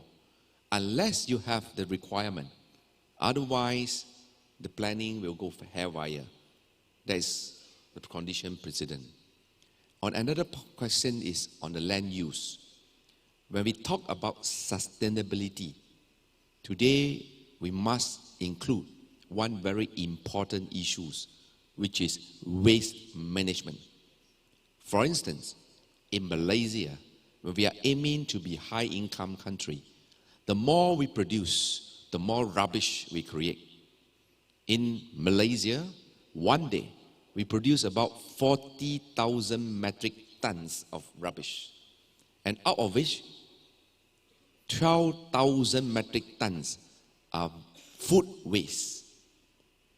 While people are starving, are having famine, but yet we throw away so much food. That, in view of that, it is crucial to how to handle waste management. That's why recently we embarked on a new, exciting but challenging journey. How to turn waste to energy, from trash to cash, from rubbish to gold. For instance, I'm planning to set up 100 drive-through recycling center. You just pass drive-through, take up your own newspaper, weigh how many kilos, cash paid immediately through your e-wallet. Or you took your mother's cooking oil, the used cooking oil from your mother's kitchen. Before you pass by shopping center, you drop by, with 1 kilo, 250. Immediately paid to your e-wallet account. This is called from trash to cash, from rubbish to gold. We have to do this, and we have to start somewhere. The reason why Malaysia cannot do it alone, we need each and every one of us here. Just now the young man said that we have a bright future. Yes. Why we have a bright future? Because all of us here, we care, we love, and we are here to serve. Let us hope we form partnership, and always remember, we cannot do it alone, but we are stronger together.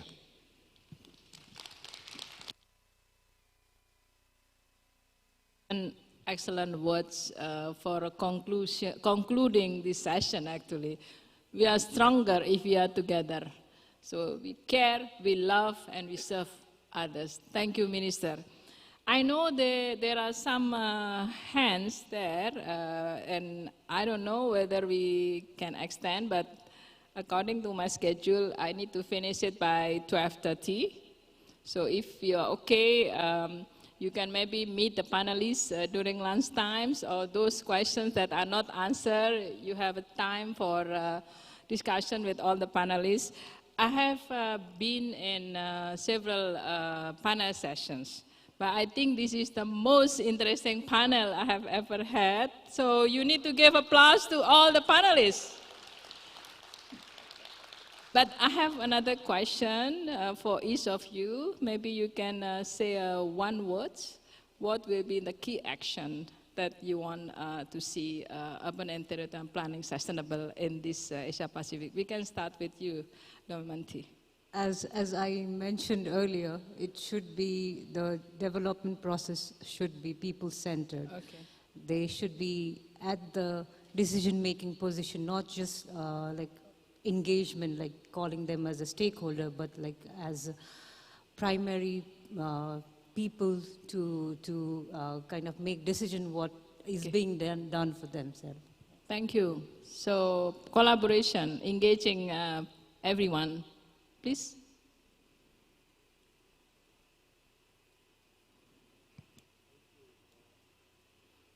For me, it's a partnership at all levels, and support by the bigger brothers to the smaller ones. Thank you. Thank you. We need the big brothers. You don't need big sisters, only big brothers. So you are not coming if you only need big brothers. No, just joking. Okay, Minister. I will use one word: unity in diversity. Yes. We need to stand united, even though we come from different backgrounds, different countries, but we share one same goal. We share one Mother Earth. That is a place we call home, and this is our duty to uphold that principles, unity in diversity. Great, unity and diversity. Thank you, yes. Yeah. Thank you, Bu Bernadia. I believe that since developing urban areas need multidisciplinary approach, Bu, so I believe improvement in education and also innovation related to sustainable urban planning and development can be one of the key action needed, Bu, especially in Asia Pacific. Thank you, Bu. Thank you, Bu Mia. Yes, Mr. Todd? I mean, clearly, I would recommend to invest in infrastructure, to implement and enforce effective regulation, public awareness and education, as we discussed earlier, to promote the use of public transportation, walking and cycling, to use data and technology, and here we are in the country of data and technology, and multi-stakeholder collaboration. Excellent, thank you. Multi-stakeholders, partnerships, yeah? Okay, thank you. Yes? Thank you. For me, let's say, acting with inclusiveness. Include all the stakeholders to promote collaboration, sustainability. Excellent. So please join me to give a big applause to all panelists. Thank you so much. Let me also, I think it's very clear that collaboration, partnerships, these all are keywords for making sustainable and territorial planning in the Asia-Pacific region. So let me also conclude with the quotation from Henry Ford. Coming together, I don't know if you agree, coming together is a beginning, staying together is progress, and working together is success. Thank you. Thank you so much to all participants. Thank you, and have a nice afternoon. Thank you very much. Thank you very much, ladies and gentlemen, for a brilliant session. Thank you, moderator, for your great moderating for this session. And last but not least, we have a very important session. It's time for commemorative photo sessions. So our distinguished guests, could you please come up to the stage, and our panelists and moderator, please pose for the photo. Let's take a photo. All right. Could you please come up to the stage? And our panelists, moderator, let's take a photo. Please come up to the stage, our distinguished guests. Our staff will help you.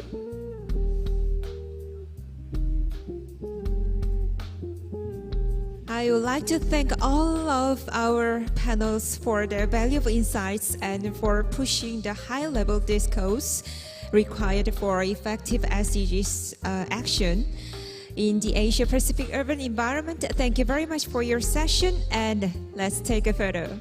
Please look at the camera. There. All right.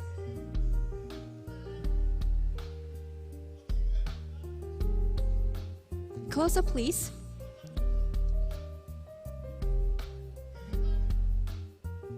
Thank you. And please look at the camera and smile, please.